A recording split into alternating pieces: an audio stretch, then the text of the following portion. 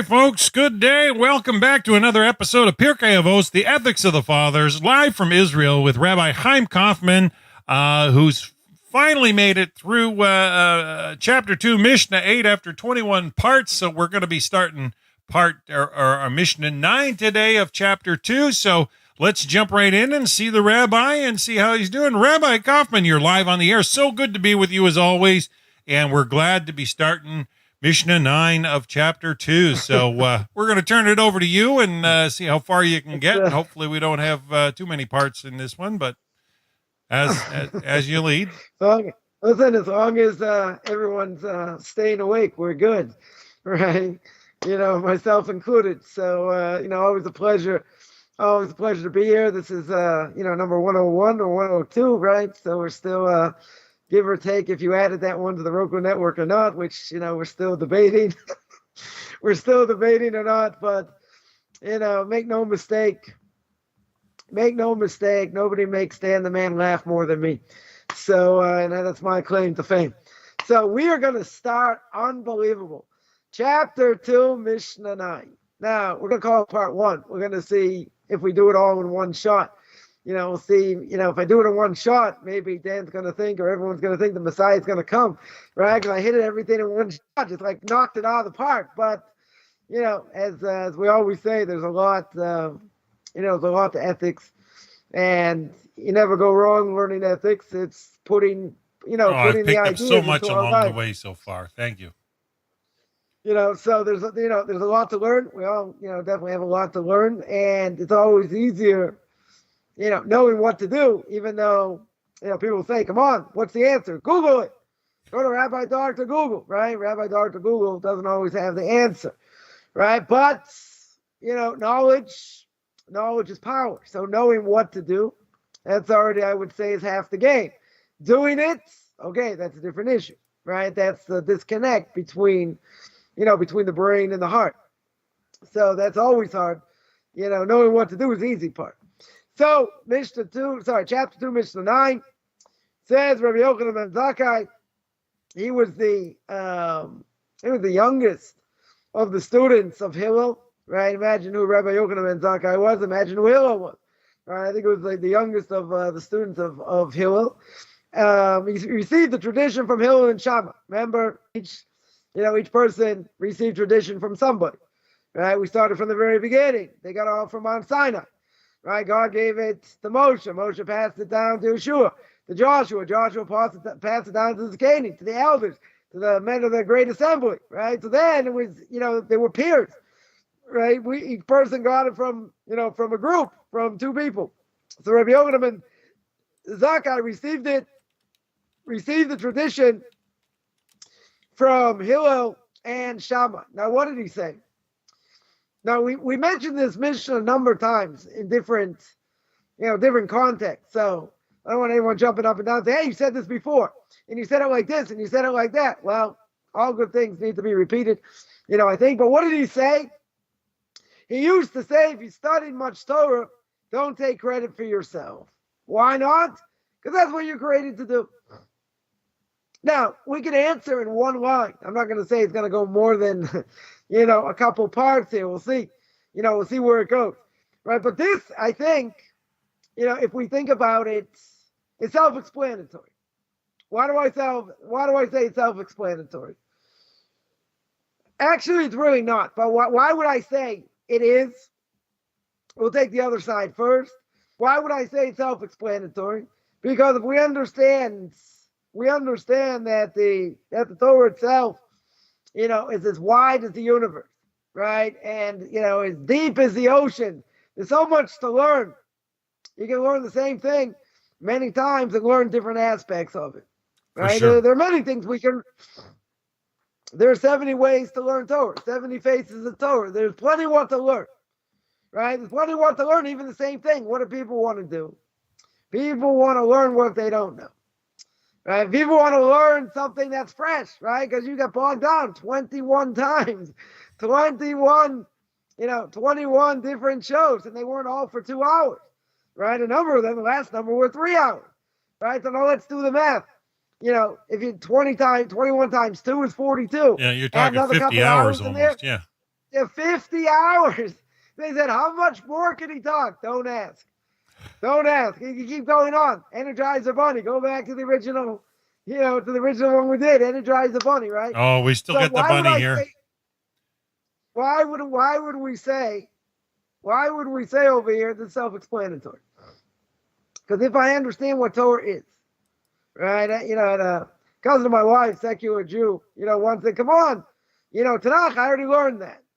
Prophets, I already learned that in school, like another subject. Yeah, you learned it like a fairy tale. You learned it, okay, this is the synopsis of the story.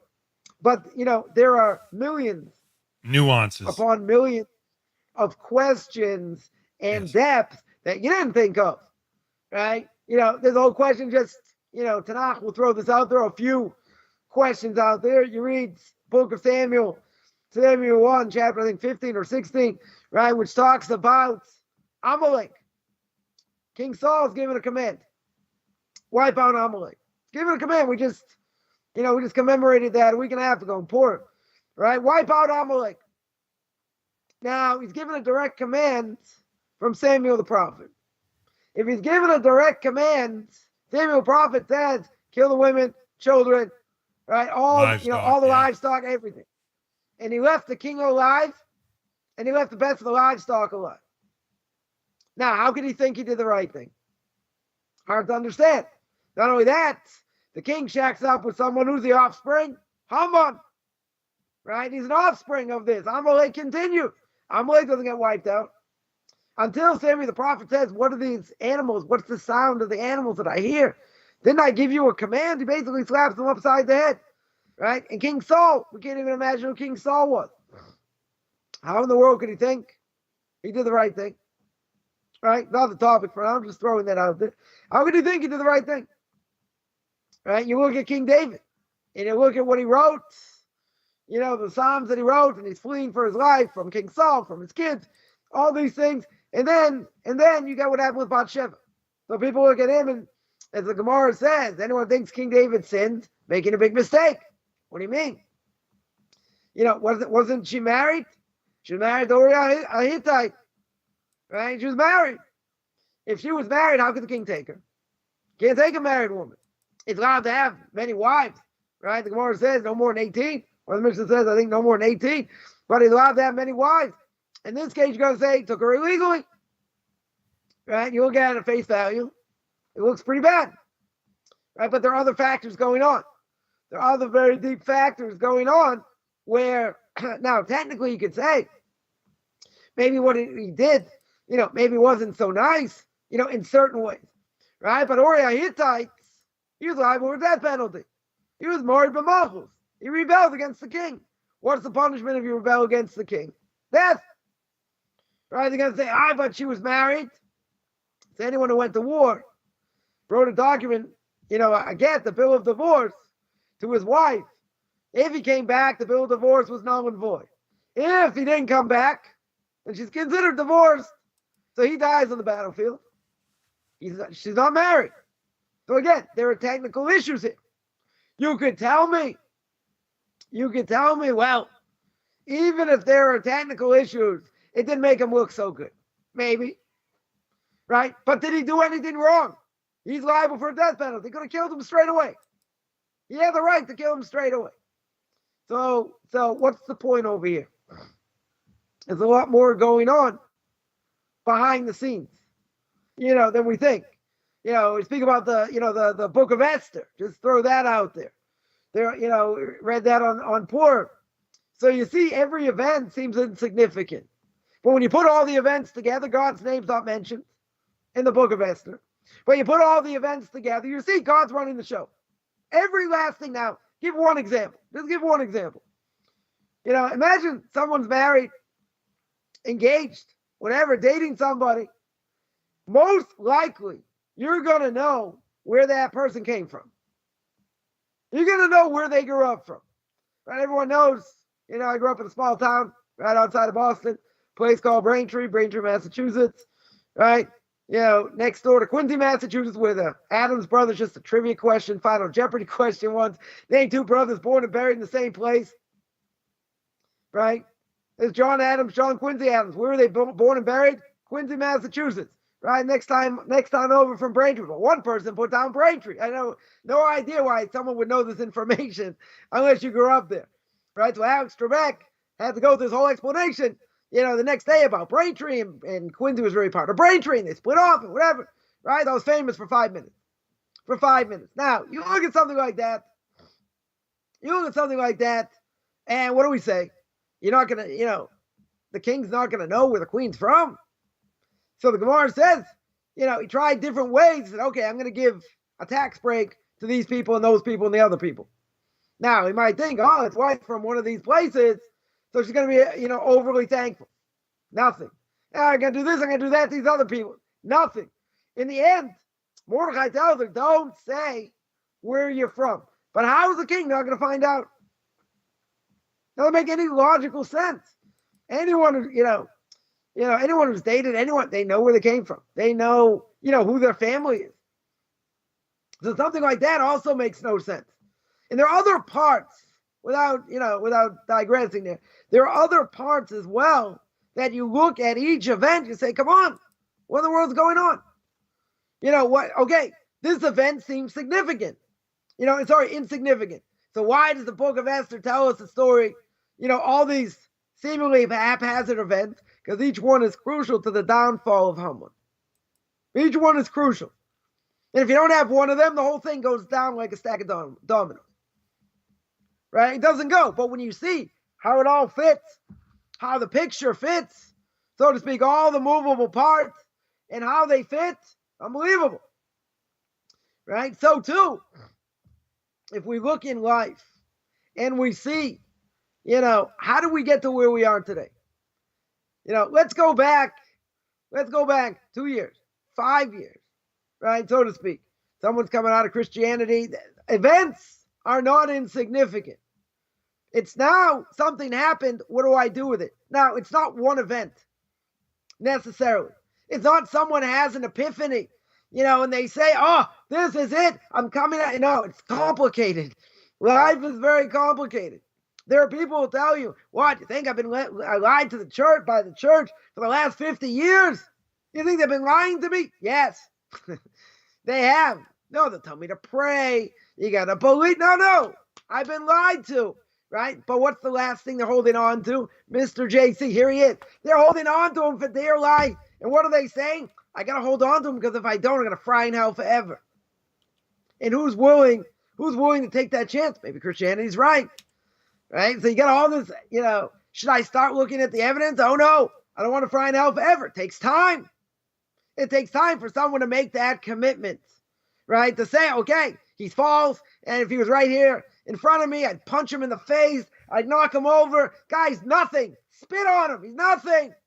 Right? No power. Zero. So you look at a lot of different things of where we've come from and what we've done. Right now, Dan's praised me quite a bit. He said, I've never looked at Pirkei Avot the way you give it over. Right? Now, that could be a praise. And it could be, I'm not going to say that, I'm not out there either, so to speak. But, what we do bring down, we bring down from Rabbeinu Yonah, we bring down from my Rebbe, from other sources, et cetera. We're very grounded. We're very grounded. But everyone's got a story. Everyone has a story where they were before. Right? Before all these classes, we've done more than 100. By William Hall to Knock Talk, same thing. Had more than 100. How did he get to me? Facebook.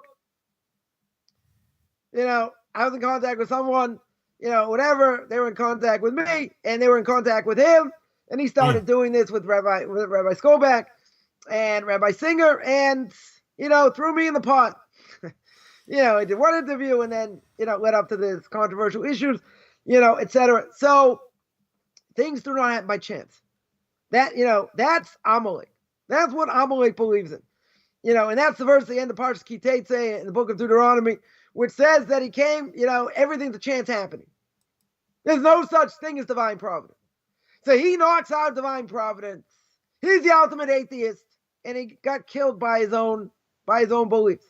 Now, we're starting next week, next Shabbos.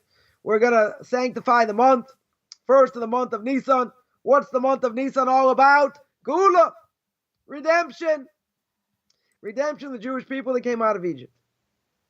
Right? It's about redemption. So now we all have our different things. It's not just, when we sit down and we read the Haggadah, right? We read the Haggadah and we say, hey, the Jewish people came out from Egypt, and we go through the plagues, and we act it out, and, we say over different things. But when you look at it, what does Haggadah say? Just give one example. The Haggadah says, who took us out of Egypt? Who took us out of Egypt? Right? It wasn't an angel, wasn't an intermediary, it was God himself. Why is it God himself?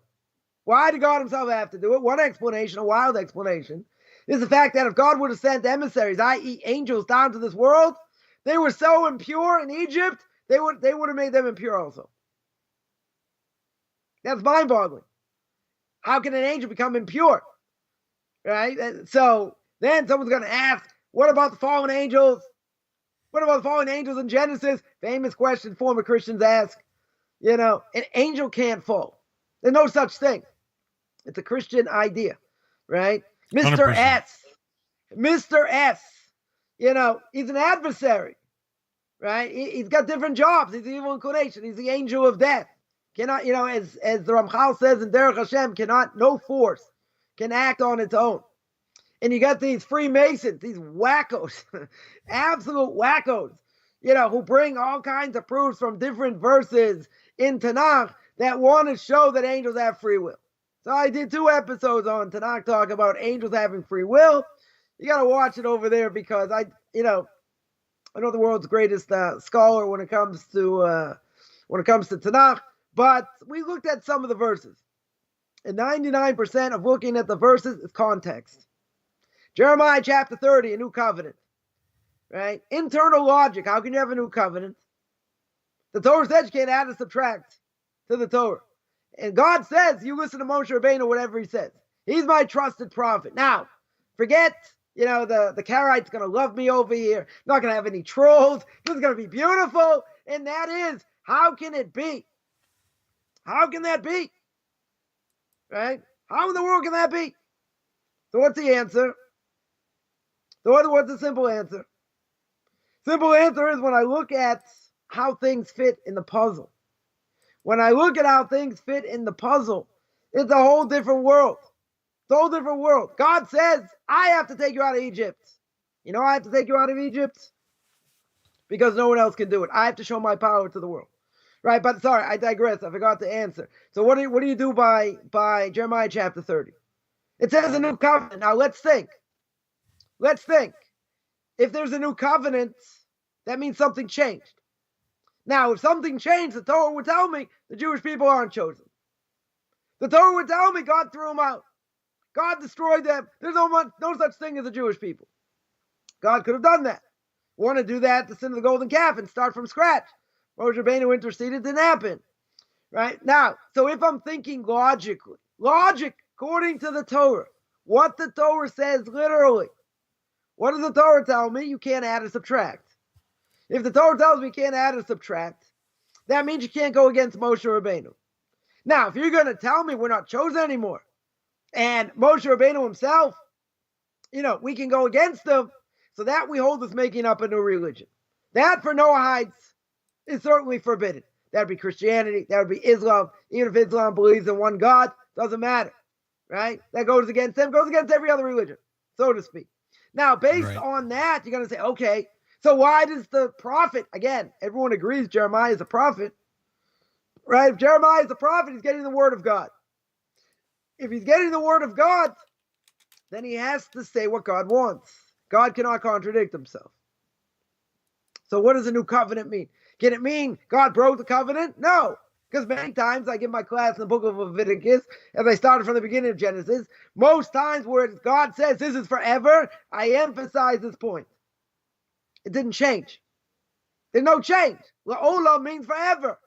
Or as we say in Boston, forever. It's forever. It doesn't change. And if it doesn't change, it doesn't change. So then people are going to say, so what does it mean?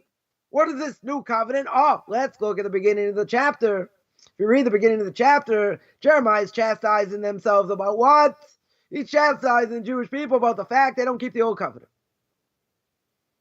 They themselves are breaking from the old covenant. So he says, we want you to, God says, and just Jeremiah says, we want to make this new covenant. What's the new covenant? The new covenant is reconnecting to the old.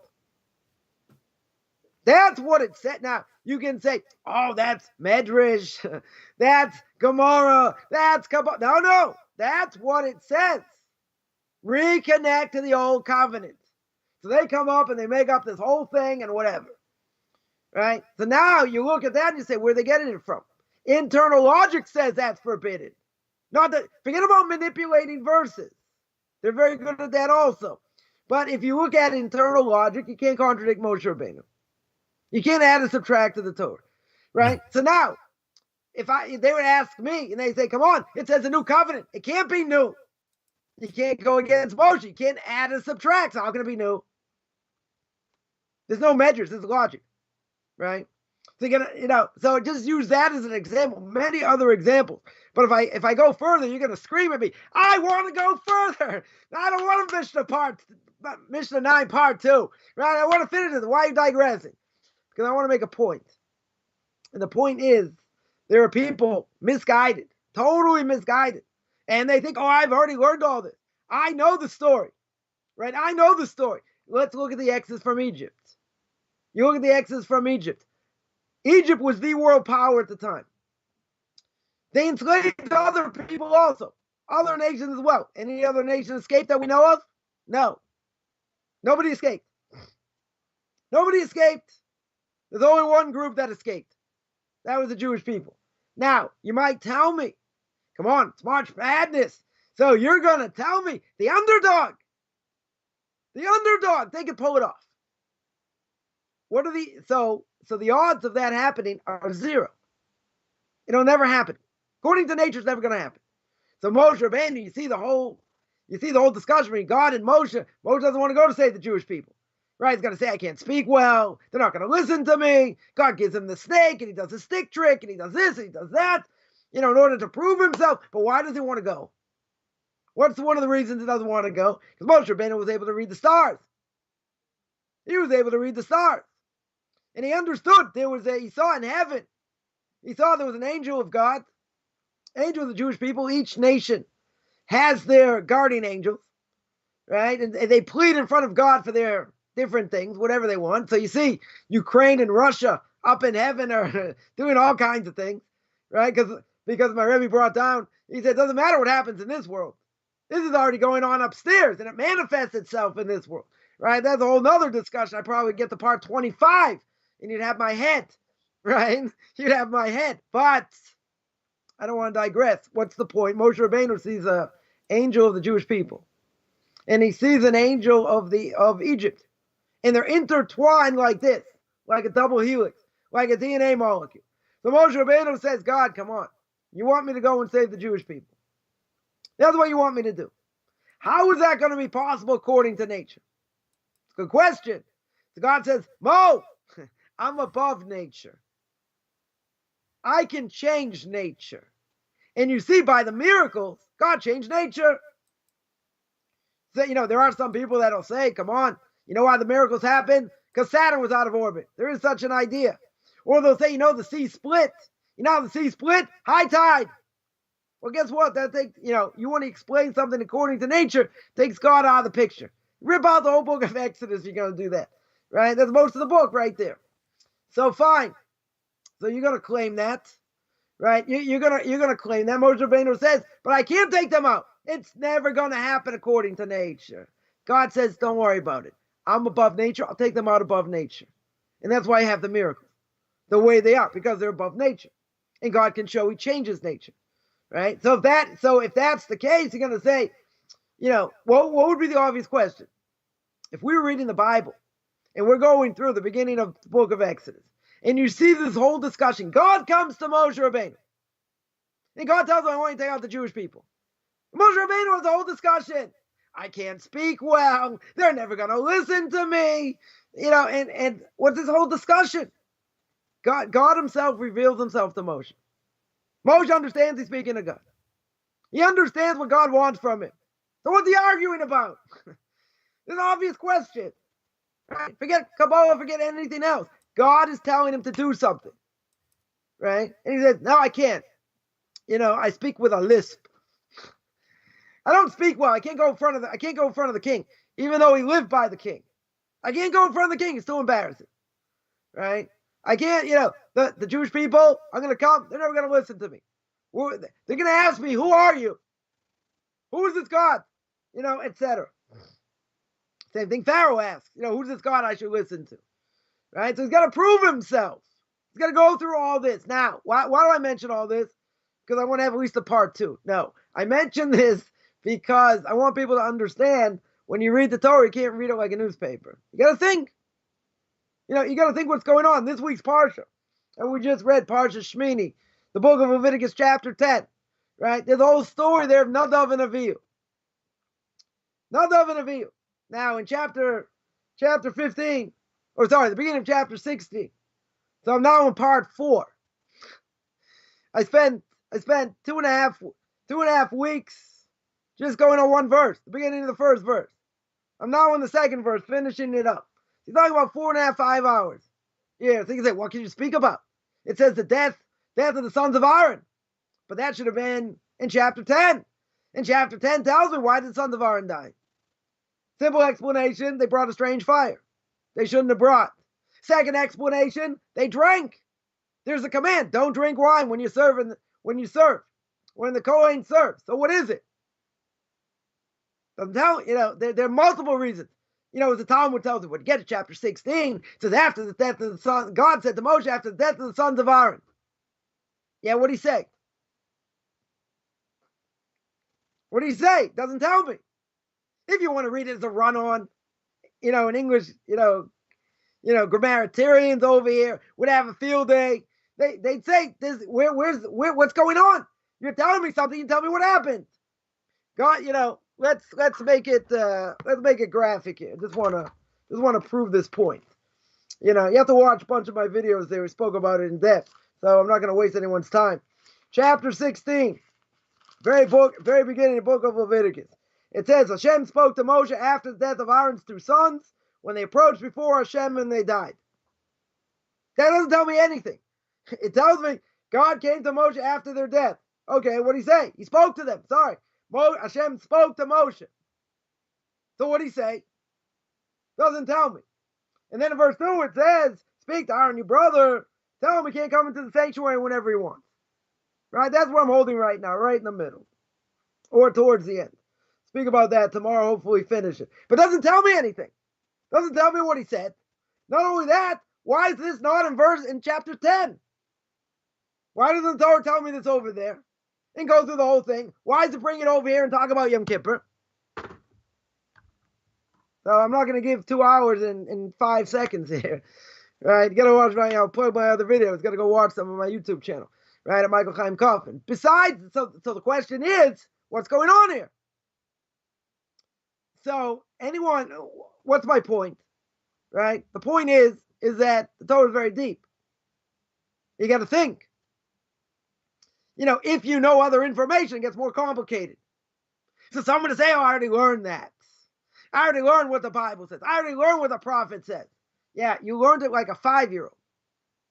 Maybe you learned it like a 10-year-old, but they're not giving you information.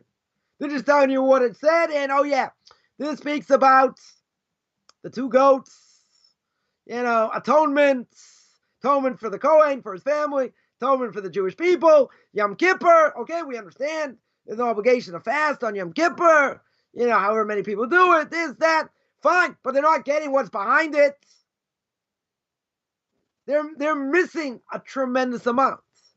So someone will say, yeah, I learned that. Or they'll say, it doesn't speak to me. You look at the book of Esther, similar thing. So deep. So much more going on, than we can imagine. Right? So if we know that was by way of introduction. If we understand the Torah is, expansive, it's wide, like the sea, and it's deep. Sorry, it's wide, it's like the earth. It's deep like the sea. Then whatever we're learning, we're just making a dent in. Because there's so many different levels what a person can learn. right? So if that's true, if that's true, then let's go back to the Mishnah. Because the Mishnah says, according to Rabbi Yochanan ben Zakkai, if you'd studied much Torah, don't take credit for yourself.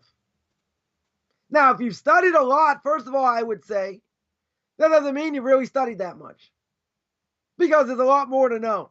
There are multiple levels, to know. So if that's the case, then first thing again, internal logic would tell me don't take credit for yourself. Don't take credit for yourself if you study much Torah. That's what you're obligated to do.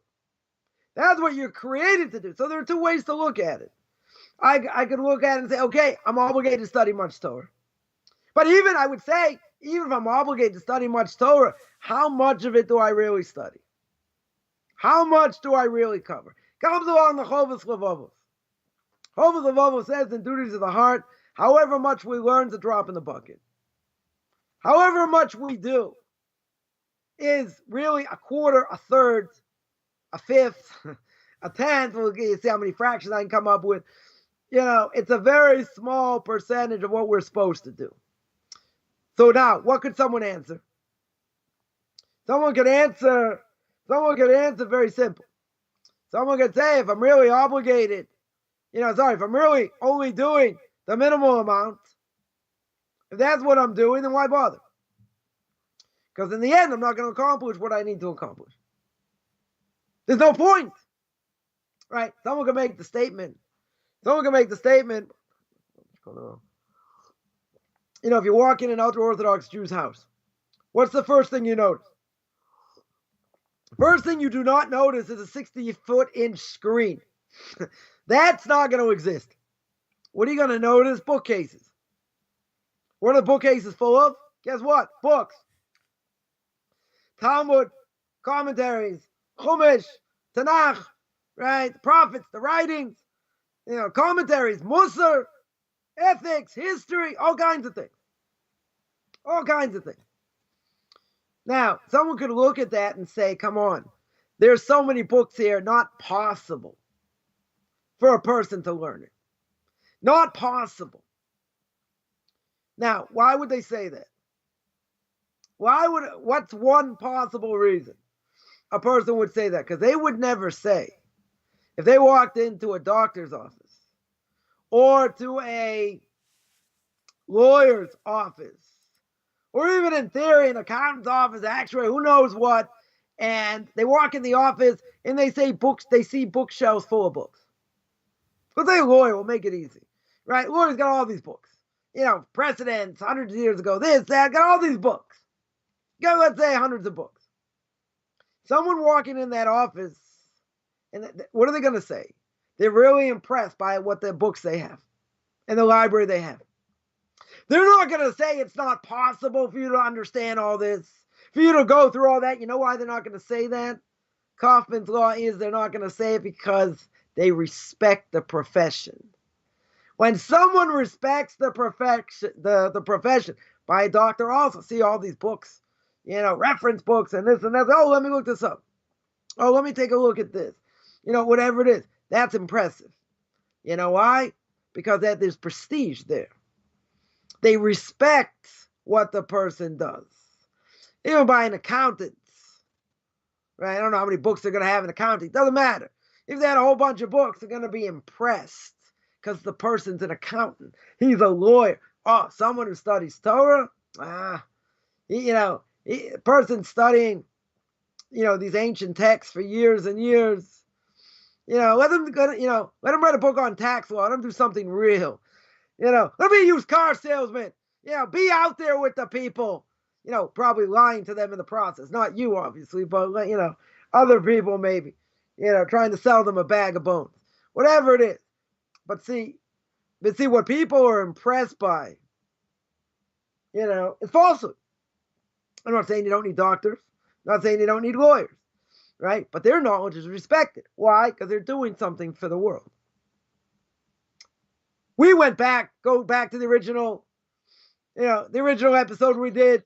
And what does the Torah stand on? 3 things.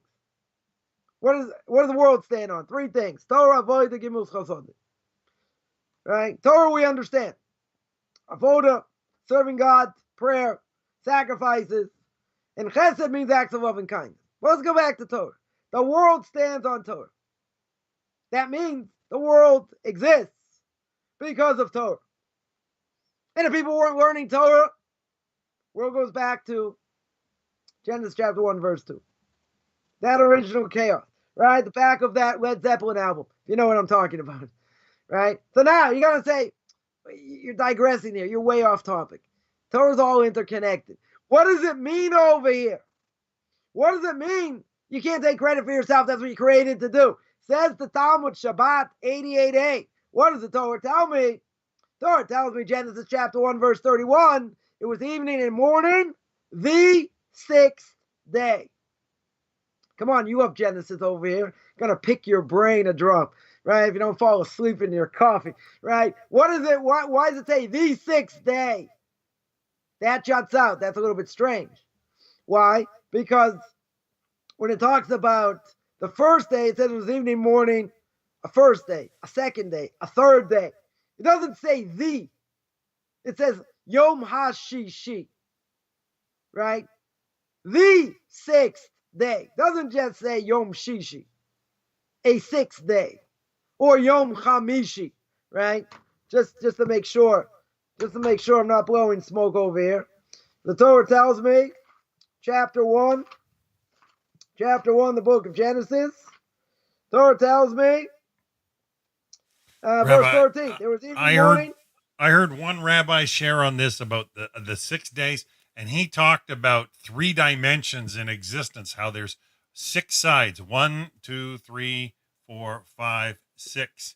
And the 6th day is the completion of that whole 3-dimensional plane. That could be. We're going to give a very simple explanation that Rashi says in a second. So verse 13, it says it was evening, morning, a third day. Right? Verse 23, there was evening and morning, a fifth day, a fourth day. Comes on the Torah, and in verse 31, right? We just read it. God saw he made it, everything he made. Behold, it was very good. Everything else he said was good. Whole question why it says very good. And there was evening and there was morning, the sixth day. Yom HaShishi. Now, why does it say the sixth day? So the Talmud Shabbos, Tractate Shabbos 88a, anyone wants to look it up, tells us God made a condition with creation. When God created the world, he made it tonight. He made a condition. What was the condition? The condition is if the Jewish people don't accept the Torah, I'm going to give out the whole world a choice. All the nations a choice. And if the Jewish people, don't accept the Torah because they're the only ones that are really going to accept it, you tell me, why is God making this condition? He knows the future. Doesn't matter. He makes the condition. Makes a condition with creation. And he says, if the Jewish people don't accept the Torah, the world will go back to the original chaos, as in Genesis chapter 1, verse 2. So why does it say the sixth day? Because it's talking about the sixth day, the sixth of what month? The month of Sivan. What's the sixth day of Sivan? What does that commemorate? Super Bowl? No. Match Madness? No. Celtics being the number 1 seed? No. What does it represent? They're not the number 1 seed yet. Whatever. What does it represent? I digress here. CFL? No. It represents Shavuot. What does Shavuot represent? The day the Jews got the Torah. Right? Talking about when the Jews got the Torah. Wow, that's a huge statement. Wow. So the first time I've ever heard that. So God makes a condition. God makes a condition with creation. Right? That's what I think Rashi brings down. Other commentaries bring it also. God made a condition with creation. And if the Jews don't accept the Torah on the 6th day, i.e. the 6th of Nisan or the 7th, depending on how we hold like, in the Talmud over there, the whole discussion, what day Shavuos really is, without getting into all that, if the Jews don't take on, they're going to keep it, the world goes back to the original chaos. So these 6 days significant. It means there's a connection between God and his people, and the fact that somebody has to accept the Torah. Because if nobody accepts the Torah, then what's the purpose of creation? The purpose of creation is to bring God into this world. Now, wouldn't we say, I'll just digress a little bit, I know you're going to ruffle your nose a little bit, but, if God did not create humans, isn't God still king? Of course he is. God is still king, even if he's got animals that are programmed DNA. He's still king, right? Now comes Rosh Hashanah. And what do we do on Rosh Hashanah for 2 days? For 2 days, we're in synagogue all day, most of the day. What are we doing? One major thing, as the prayer book says. It's all about kingship. It's all about making God king. So God judges the world in general, even non-Jews. God judges them. See what's going to be with them the next year. And some will give life, some will be in the middle, some will die. The whole thing. How judgment works, not the topic for now. But the point is, God is declared king by the Jewish people. The Jewish people declare him king. Now, someone's going to say, how do you know that? Well, we'll give a very simple test. If you know a Jew that has a what do you call it? A Rosh Hashanah prayer book, read it. Just see what the liturgy says. It's all about life and death, and it's all about making God king. That's what it is. Right? In the additional service in Musaf, there's a whole bunch of verses that we say that refer to Malchios. What does Malchios means? Making God king. But there are other liturgical poems that we say, we chant, whatever.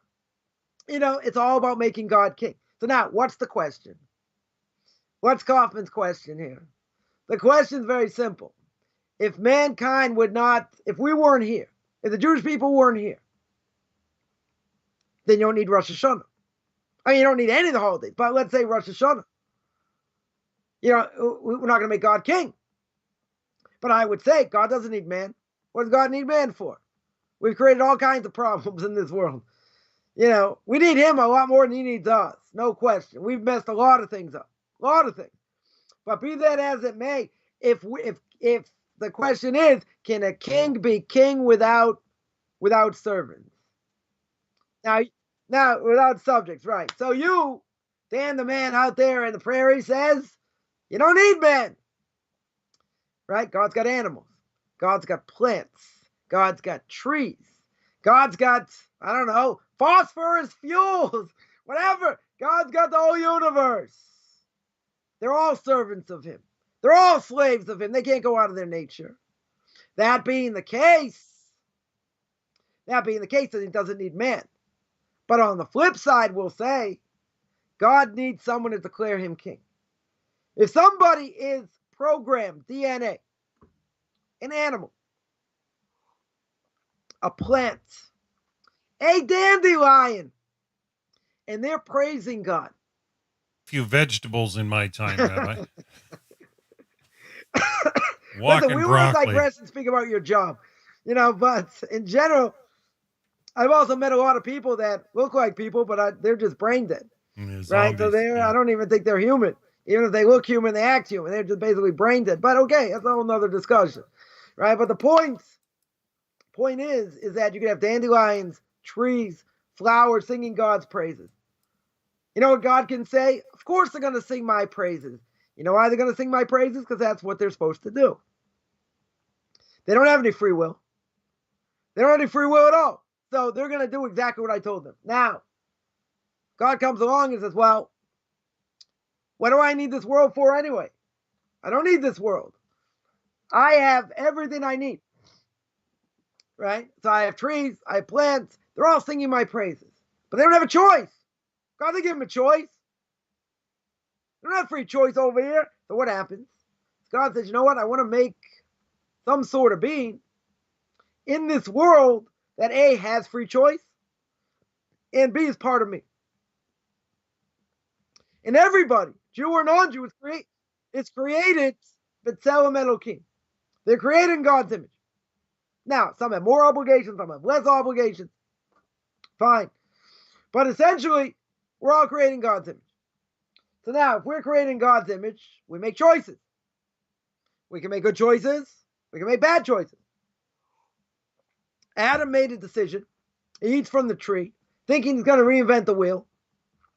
And tell God, listen, why are you going to punish me? Every time I do the right thing, exponentially, I get merit. Every time I do the wrong thing, okay, I take my soul down very much. But look how much I can grow by doing the right thing. God said that's a great idea. It's only one problem. You're a heretic. The greatest of his creation, right? God calls him a heretic. Why? Very simple.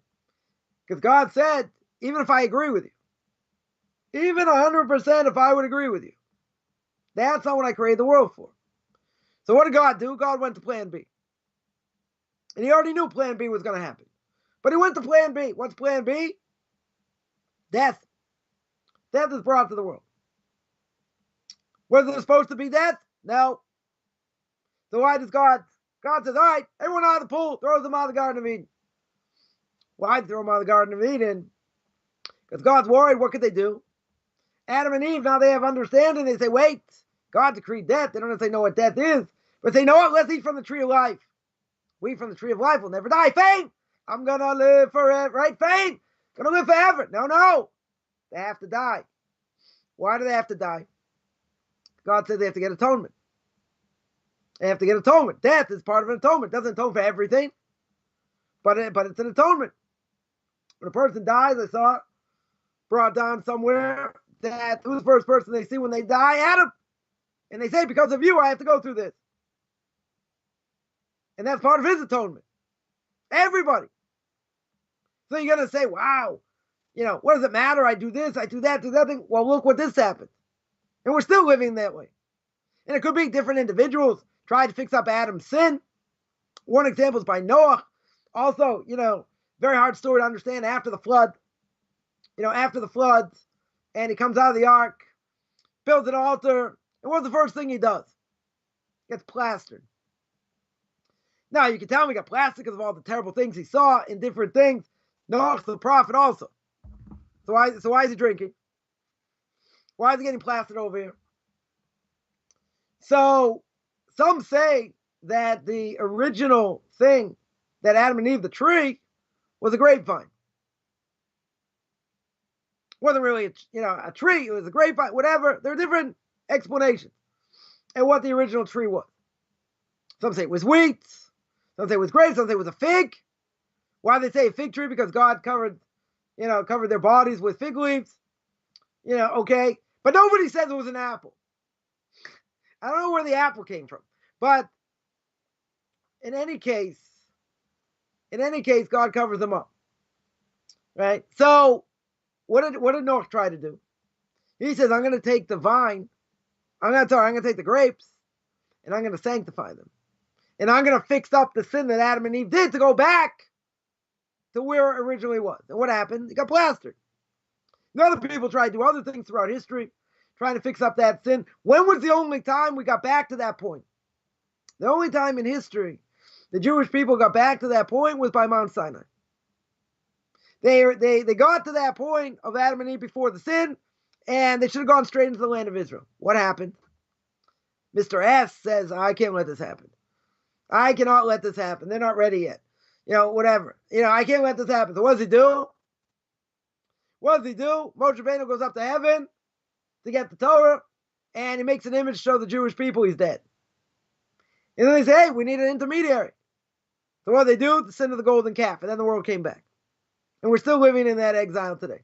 We still haven't been able to fix it up till the Messiah comes. But I'm just pointing out, throughout the generations, people try to fix it up. Fix up this sin. And that's what we're trying to get back to. But not only that, you want to go a little bit deeper. You went through the Nefesh HaChaim, right? The famous book by Rabbi Chaim Coffman, the famous student of the Vilna Gaon. In the first couple chapters, I really enjoyed that work.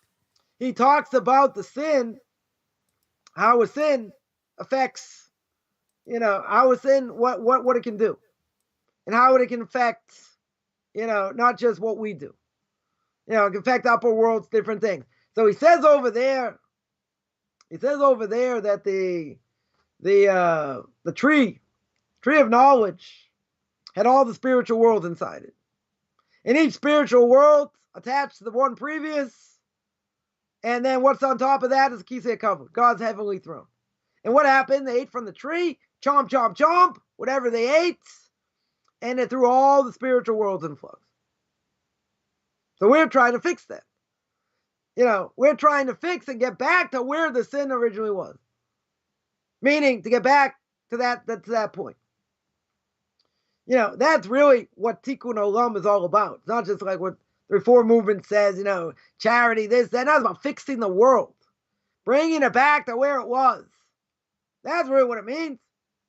Right? So it's by our actions, but our actions have repercussions in this world and in the spiritual world. Right? You have to read Derech Hashem. Right? You have to read the book of the Way of God by the Ramchal. It goes into detail about that. But without digressing, what do we see? The Talmud tells me God made a condition with creation. The condition with creation is if the Jews don't accept the Torah, Yom HaShishi, if they don't accept the Torah, the world goes back to the original chaos. And if the world goes back to the original chaos, well, there would be some benefits. There will be some benefit. You wouldn't have to listen to me. We wouldn't be here. Right? The world gets destroyed. God needed somebody in history, something in history to be able to accept the Torah. Now, how's God going to do that? So God created a person with a soul, an insatiable soul spiritually, comes from him, comes from above, puts in the physical body. So now there's always a struggle between body and soul. The body wants to go after the physical. The soul wants to go after the spiritual. It's always a constant struggle till the day you die. And Adam made it worse. He put it inside of us. It's one thing I'm walking in the street, I see a pothole. I know if I walk in the pothole, I'm in trouble. Right? That's what it means. One possible explanation, evil being outside of yourself. You could choose to go into the pothole, not, but you also understand if I do it, maybe it's going to cause me pain. But once it's inside of us, it's a whole different ballgame. Makes life a lot more complicated. Our thoughts run a mile a minute. We have ups and downs, 70 times, a day, a minute, whatever it is. We have all these different thoughts go against what we want to do. We see things, we hear things. So there's a constant struggle. Right? So the Talmud says in Kedushin, the Talmud says, guess what? God says, I create the evil inclination, but he says, I also create an antidote. What's the antidote to the evil inclination? Torah. That's the antidote. Now, the Talmud there says as well, if God would not help us overcome our evil inclination, even with Torah, we wouldn't be able to do it. So now, someone's going to say, come on, that was 2,000 years ago, 2,500 years ago. We're living in a cream puff generation. So the cream puff generation, what does it mean? It means we're very weak. Tell someone who wants to be on a diet and they put a piece of cake in front of them. You got to have discipline. People don't want to live with discipline. People just want to do whatever they want to do. Maybe as long as it's not hazardous to them or to anyone else. But they want to do whatever they want to do. Now, if that's the case, in spiritual terms, God says, there are things you're allowed to do, things you're not allowed to do. Torah tells me this week's parsha, we read about all the animals you're allowed to eat, not allowed to eat. All right? So we do have some explanations, possible explanations about the laws of kashrus, etc. But the reality is it's a decree. It's a divine decree. So it's all about doing what God wants us to do. God needed someone to accept the Torah. Otherwise, his purpose for creation, why would he create the world? There's no purpose in creating the world if no one's going to keep Torah mitzvahs. God would not have created this world. We know that Rashi, others say that what was God doing before creation? What was he doing before creation? He was building and destroying worlds. Now, someone could say, well, what about the dinosaurs? Where did dinosaurs come from? They could have been part of that world, destroyed. There's a world before this world. There are, that is what Rashi says, that God was busy, building, destroying worlds till we got to this world. Now, why did he keep this world? And it's only going to be for a certain amount of time, right? As we know, 6,000 years, which we're getting towards the end. But why did God create the world? He created the world because he needed someone to help him, to get his message out. It's not going to happen through plants. It's not going to happen through trees. There's a medrash, I think there's a medrash, or the Talmud says, I remember where, that says that when people saw trees, they cut down trees. When they cut down trees, it's a good thing we can't hear the tree screaming. Otherwise, we'd never be able to cut down the tree. We'd never be able to use it for wood, use it for paper, use it for other things, because we just can't hear. God gave us the ability, he gave us the ability, not to hear these things. Because if we would hear these things, what would happen? What would happen is that we never cut down trees. We would, there are many things we wouldn't do, but we don't see it. We don't hear it. We don't fathom it. So God in this world needed somebody, some entity, to take on the Torah. So who did he do that with? He gave a golden opportunity. The golden opportunity, the Talmud says, Tractate of Avot 2b, 3a, that speaks about God going to all the nations.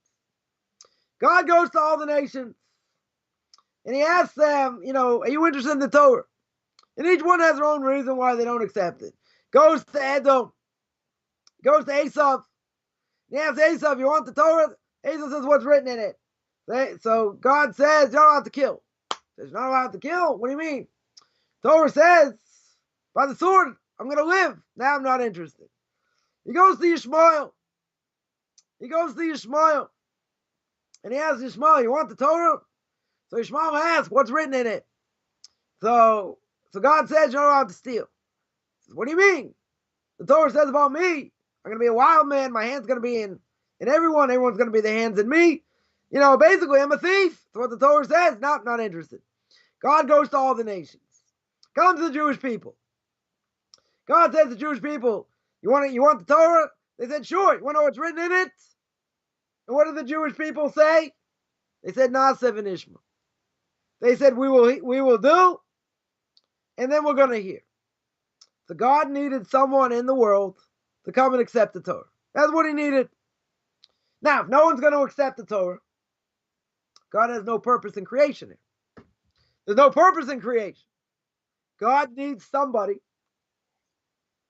as we said before, somebody or some entity to accept the Torah.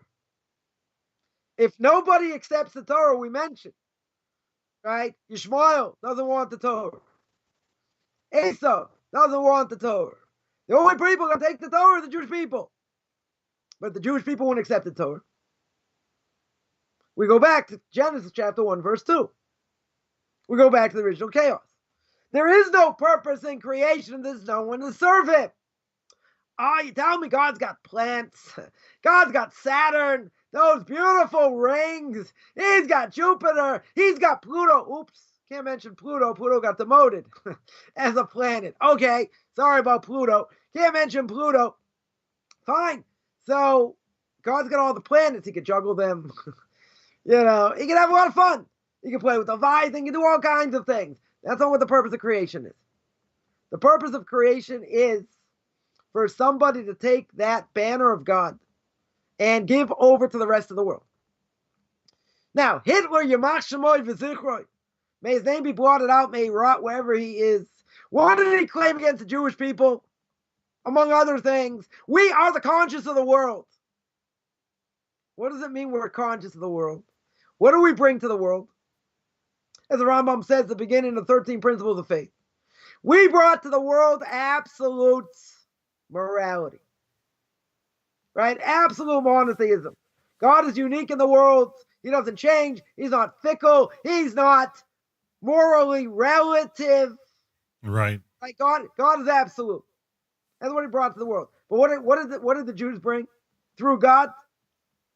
Musar, ethics. And yeah, there are repercussions for a person's actions, which nobody wants to hear. So Hitler said, I'm going to wipe that out. I'm going to wipe that whole idea out. That's what he said to do. Nobody wants to hear about consciousness. Nobody wants to hear about anything. Might makes right. And I'm going to go take over the world. That's what people worried about Mr. Putin over here. Not to get political. I think he's going to do the same thing. Takes over Ukraine. No one's really going to do that much. Then he's going to go into Belarus. It's probably the next step. Cakewalk over them. We'll see what happens without getting into politics. And then we'll see if anyone's going to get involved. And if someone does get involved in a major way, it could be, the end of everything. Okay? Right? But people are making that comparison.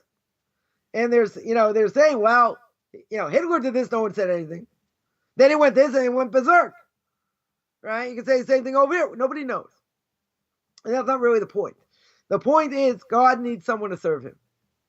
And again, we ask the question, and if mankind wasn't here, wouldn't people be serving him anyway? Wouldn't creation be serving him? Yeah, they would. Plants would be serving him. Dandelions, trees, Saturn, the moon, they'd all be serving him. But it's not the same when you give someone free will. When you have somebody who knows better between right and wrong.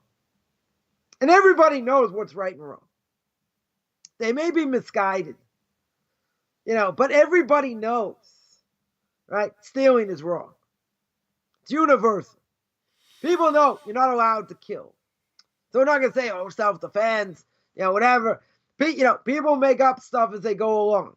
No, this person really, euthanasia. Put him out of my misery. He was suffering anyway. Right? Get rid of him. It was nice while Grandpa was around, but come on, he's a burden to everyone. Put him in hospice, and that's it. I think what the Greeks did. The Greeks and the Romans. Parents got old, they didn't want to take care of them. Took them up to a mountain, said, Mom, Dad, it's been real. They were in nursing homes back then. Said, Mom, Dad, it's been real, and that was it. And they left them, fend for themselves. All right, we're going to say we've been more sophisticated today. Yeah, we kill people directly. We don't feed them, put them in hospice, whatever. Whatever happens. So what about that? What about all these different things? So the reality is we should know better. We should definitely know better. But what happens? We get caught up in our own agenda. We leave our minds so open till our brains fall on the floor. And now you got kids. You got grammar school age kids that are thinking about their gender. That is insanity. I don't care what you say. That is insanity. When I was growing up, okay, people did drugs, other things. Worst thing a guy did, had like a rat tail, maybe wore an earring, or maybe, sailors got tattoos, white trash, got white, tattoos. That's nothing compared to what's going on today. Nothing. Not, girls and boys use the same, same bathroom. Come on. No difference. Right? You ask a bunch of feminists, there any difference between men and women? They'll say no. Okay, let's think again. Any difference at all. Women can have kids, men can't. That's a difference. Right? But they've totally skewed the definition of what a man is, what a woman is. Not to mention, you like this analogy. When it comes to sports, you got all these men breaking women's records.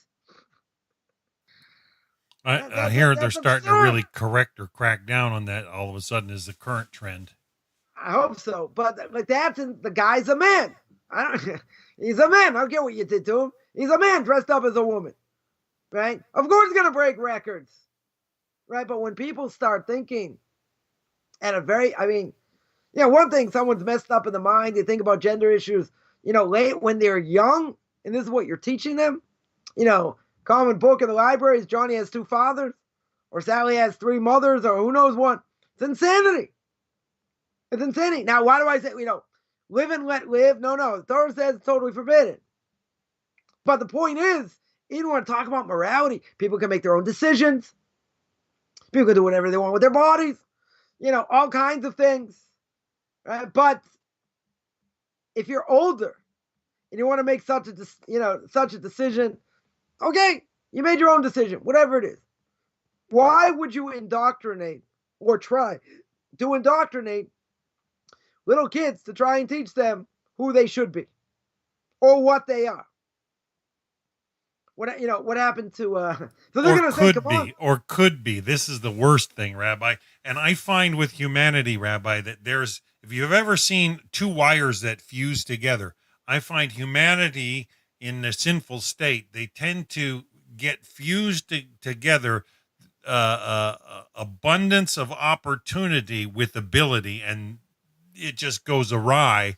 And ability and opportunity seem to just in the human mind. This is going so much further where, where at the end of the day, you say, well, they have a right to make their own choice. They're 5 years old. They're 7 years old. They don't know nothing from nothing except what they see on TV, right? Or what they see on their tablet or who knows what, right? That's their reality. Underdeveloped. Totally, and you say, wow, they'll go to university. They'll find out stuff there if they haven't already found it out before. And they'll be exposed to all kinds of things. And people will say, what's the matter with that? They're being exposed to all kinds of things. What's the most important thing that they're probably exposed to? Probably number one and number two. Immorality and atheism. Right? Different forms of atheism. And taking God out of the picture. Alcohol abuse, other drugs, different things. To say, well, they're also going to get an education. That's all part of the education. Now, a lot of things people are going to read, go to university, go against Torah. Totally go against Torah. And if someone would go in with the Torah outlook, they would come out different. They're going to come out. They're not going to come out the same. Because they don't know what to do with a lot of this material. They're going to, people say, come on, how weak is a person? So there's a famous story. A famous story of the Baal Tanya. Baal Tanya had a student. We mentioned this story before. Baal Tanya had a student. And the student wanted to go to university. The Baal Tanya told him, be very careful. There's a lot of heresy there, different things. You want to stay in the right narrow path, you shouldn't go to university. So the student said, come on, I've been hanging around your base measures. I've been learning your Torah, been in your classes for so many years. Didn't make me so righteous. So if you didn't make me so righteous, they're not going to make me so evil. That was his answer. Come along, the Baal Tanya. The Baal Tanya said, you're making a big mistake. The mistake is purity and impurity. How do you become impure? Just by touch. Just by touch. Purity, you got to work at it. Yeah, it takes effort. It takes monumental effort. You want to become impure? It'll happen in a second. It'll happen very quickly. That's why you have to be careful. Right? Because the person says, come on, I've been hanging around with you. I didn't become so righteous. You think it's so easy? You think it's so easy to be righteous? Someone asked the Brisker Rav, a blessed memory, Rav Yisrael Zev Soloveitchik, a blessed memory. He asked us, yeah, I was a student of your father, Rabbi Chaim, right? One of the Torah giants, that generation. And Brisker Rav asked him, how long did you learn by him? He said 3 years. He goes, you're not a student of his. 3 years is nothing. You want to say you're a student? Come on, it takes time, takes effort. It doesn't happen overnight. Totally doesn't happen overnight. So, back to our original thing over here. We've sort of digressed a little bit. The original thing is, does God need somebody to take his banner? And the answer is he absolutely does. He's still going to be king without that. But it's not the same where someone has an opportunity and has free choice to be a servant of the king, right? To be an emissary of the king. Or if they're just told, this is what you're going to do. Right? We're going to run it like Mother Russia. We're just going to force you into it. You have no choice. So what kind of king is that? It's a dictator. That's all it is. God doesn't want to be a dictator. He wants people to serve him out of love. He wants people to serve him out of love. Right? When we say the Shema every day, for the First line, after we say, Hear, O Israel, the Lord our God, the Lord is one. We say, You have to love the Lord your God. You have to love the Lord your God with all your heart, with all your soul, with all your might. What's the root of the word v'ahavta? Ahav, aleph, hey, beis, or hey, beis, which means to love, or hey, beis means ha means to give. You want to show love for a person, for God. You have to give. Doesn't happen overnight. Doesn't mean it's easy, right? But you have to give of yourself. So God wants someone's got free choice, and even if God's beating them over the head and takes away their livelihood, and nobody cares about their CG work, and all these different things, and you're stuck working nights with derelicts, right? You say, what's going on over here? No offense to anyone who may resemble this, right? But you're gonna say, what in the world's going on? So I gotta put food on the table, right? I gotta make ends meet. But what about all this, and what about all these other things? We don't know. We don't know nothing. What do we try and do to the best of our abilities? The Bible says, use our skills that we have, and that's what we want to focus on, right? And for our livelihoods, he says, don't go out of what you know. But if you're starving, you do whatever it takes. Fine. But in general, why don't you go away from what you know? Because if you go away from what you know, you'll be miserable because you're not using your strength, which was, one of the main tests that I had. Personal drives, fulfillment. One of the main tests, that I, personally went through was this whole thing. If a person has talents and they want to use their talents and then it gets taken away and you can't use that talent, then why did God give you talent in the first place? But, that was a question I had. It wasn't a claim against God. It's something I didn't understand. If, it's one thing, okay, person wants to do certain things and they're not qualified to do it. And they're not good, okay, they gave it a chance. They gave it 2 chances, 5 chances, whatever. They see it doesn't go. So if they see it doesn't go, okay, they're not cut out to do that. And people have seen that. People had successes or not successes. But let's say they didn't have success in something they really believed in. Struggling artists, but they're never going to make it. Singer, there's whatever, different genre, different things, etc. They have to go into something that they're good at. That, not just what they feel they're good at, and hopefully, it works itself out. It's no guarantee, but he says you stay at things that you know, things that you're good at. And again, for me, that was hard. That was a very hard thing. And the reason is because even tell me you don't have qualifications and you're not good and I want to be this great singer, but I can't sing through a bread box. Okay. Gave you your best shot. It's not going to go. It's not going to go. But if you tasted a little bit of success and you see that, there's a real need in this and that, why is it taken away? It's a very hard thing. Sure. Right? Very, very hard. And like I said, if you don't have talent in the thing and you realize you don't have talent in the thing, okay, so you can swallow it. You can definitely swallow it. If it's something where you've seen a certain level of success, then, that's a very hard thing. Right? That's definitely a very hard thing. So the problem is, as we always say, you get beaten down in life. We don't understand what goes on, right, so to speak. But a person wants to use their talent. So it could be, and the answer I got, which I never liked, was this is not your time. You have to focus on this, right? You have to focus on putting bread on the table. That's what you have to focus on. Okay? So when it's other things. It's tough to swallow, though, isn't it? And it's very tough to swallow. It's not an easy thing to swallow. So we want to do what we want to do. Also, we want to try and make money at it, which doesn't always work. But we have to see the bigger picture. Sure. And it's hard sometimes, or many times. It's very hard, as we mentioned before. It's hard to see the bigger picture when you're getting slammed upside the head. It's hard. Right? Sometimes God will throw us a donut, a biscuit. He'll throw us something, and it shows I'm still here. Don't worry. But, it's frustrating.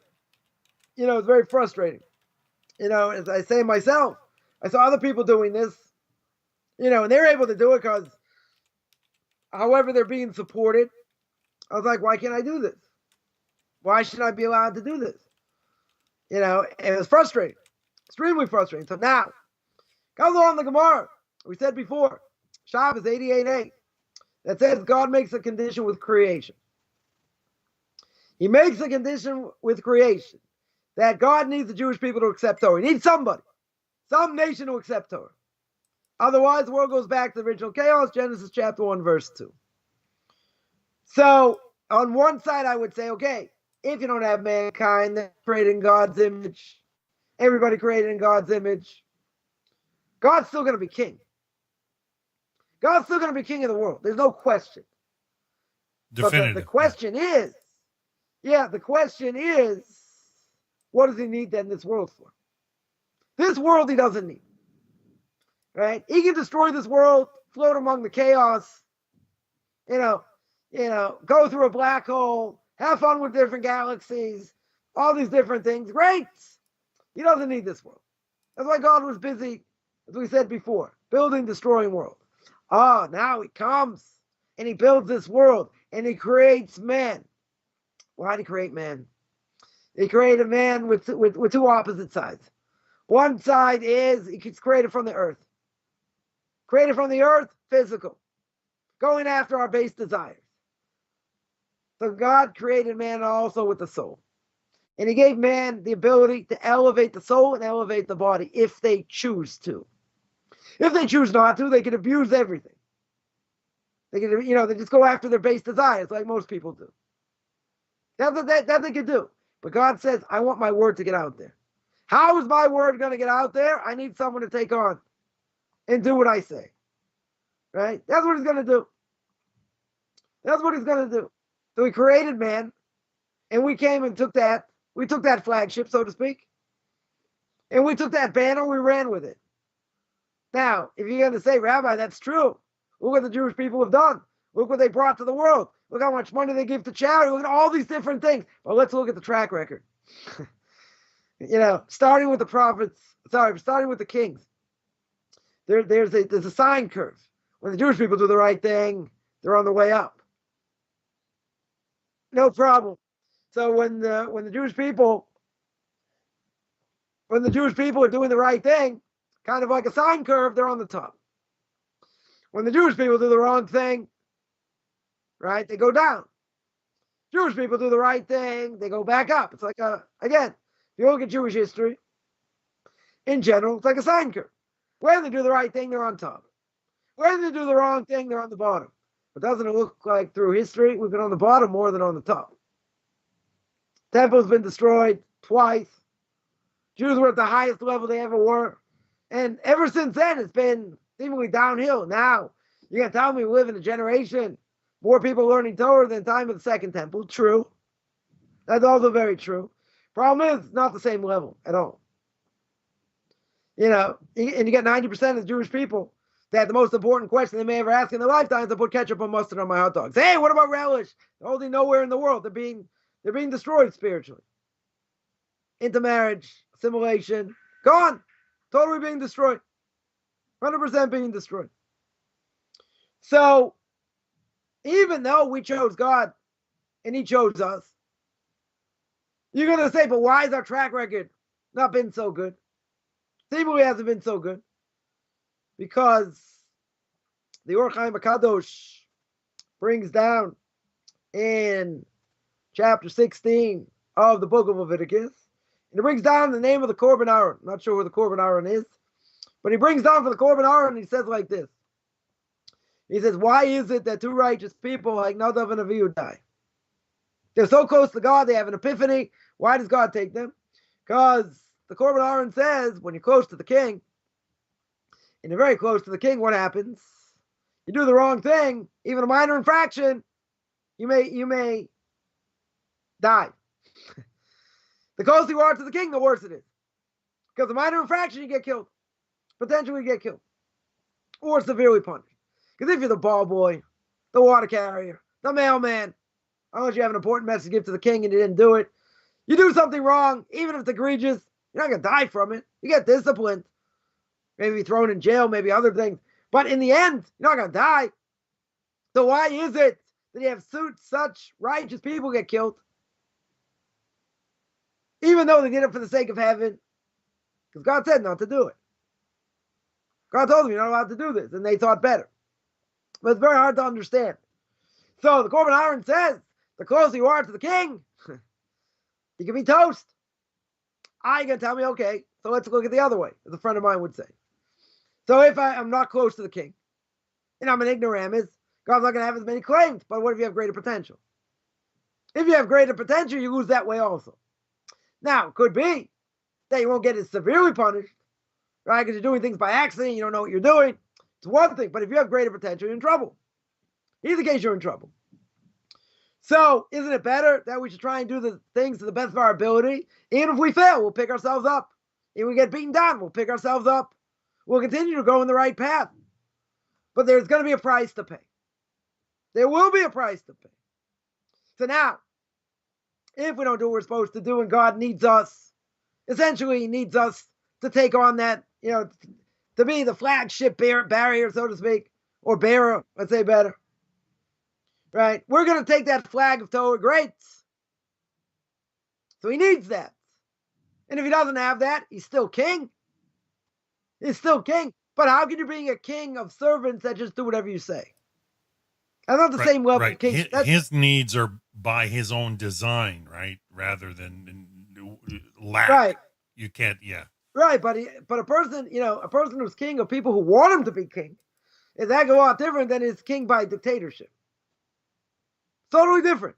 Now, if he's king by dictatorship, just like Mr. Putin, right? He's king by dictator. He's whatever. He's ruling by dictatorship, basically. So if we, like any of these other people also. So if that's true, what kind of power does he have? He's got as much power until they overthrow him. But he's not being run by the masses.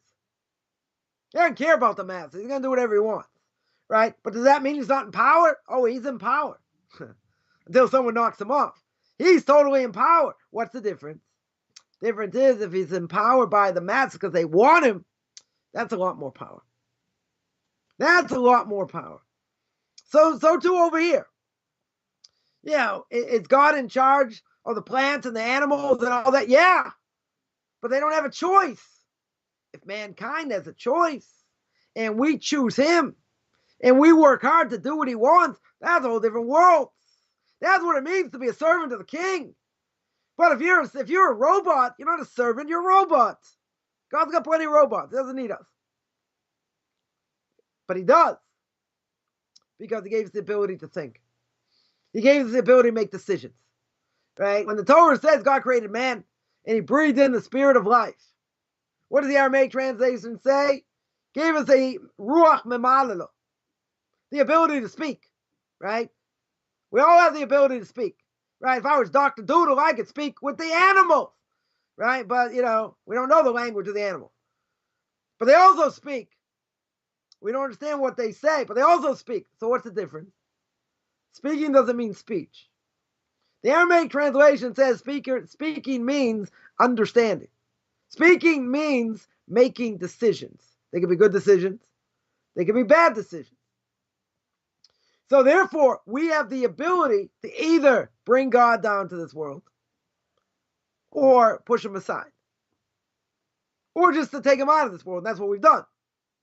Because we're living now in a world of Hester b'toch Hester panim. God's tremendous hiddenness. And there are so many things we don't understand at all. Many, many things. Don't make any sense. One of them is what's going on. Again, we're not going to get into politics, right? This whole thing with Russia and Ukraine. Why all of a sudden now? Ukraine didn't seem to do anything egregious. He wanted to punish them, wanted to take over, different, whatever. Why specifically now? So we do understand, we are a couple hundred years from the end of the 6,000 years. God's going to have to bring the Messiah, right? Whether we deserve it or not, it's going to come. But God needs to orchestrate different things to happen. In order for that final thing to happen, God has to bring different people together. So we say, Le Malachim biyad Hashem. The heart of kings are in the hand of God. All of a sudden he decides to go in, etc. Before, in by the World Trade Center. World Trade Center, you see that, oh, this is not a war against Islam. Right. That's why I blew up half of Afghanistan. Right. Now, if you look at the Malbim, more than 100 years ago, had a commentary on Zechariah chapter 14 about Gog and Magog, this war with Gog and Magog. And he says it's going to Edom, the Western world, Esav, against Yishmael.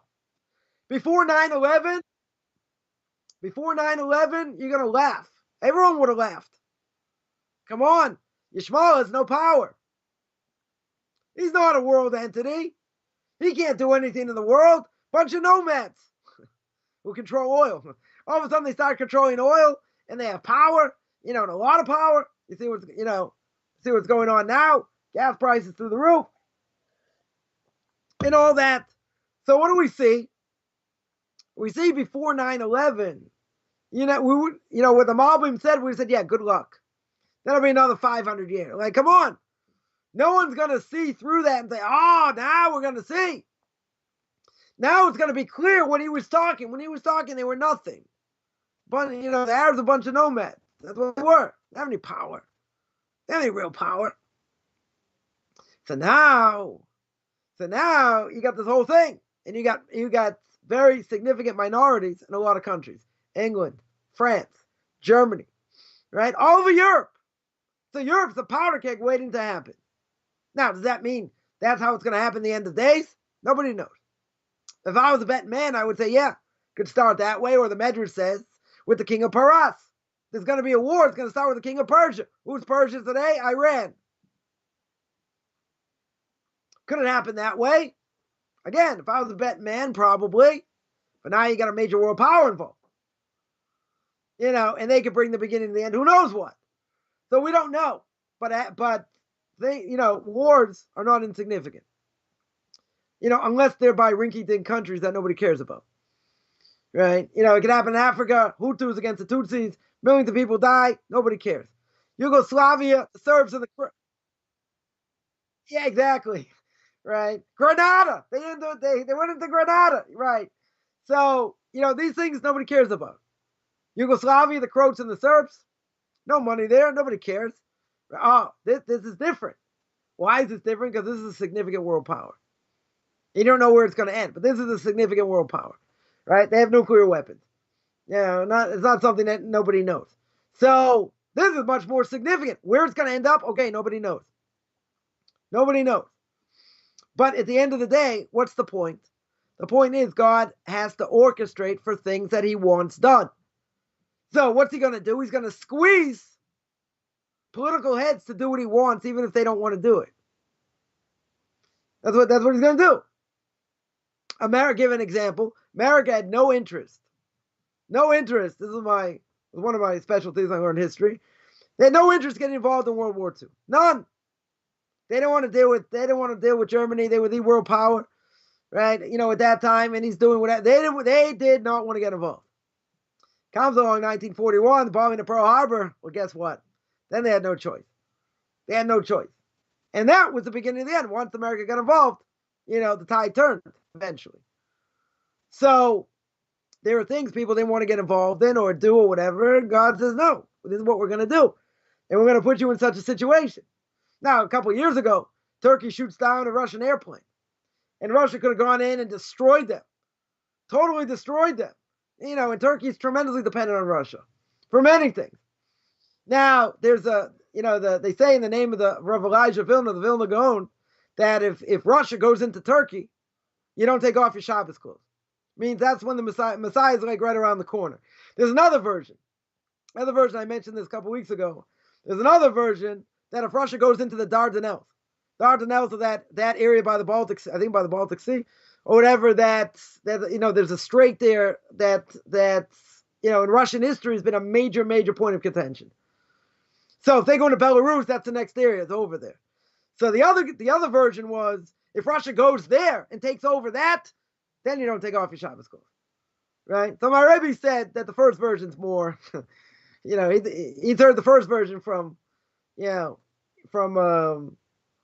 the name of the Vilna Gaon of Elijah Vilna if they go into Turkey. But even though I think they went into Turkey World War I or World War II. It doesn't matter. If they go in again, and that could have happened.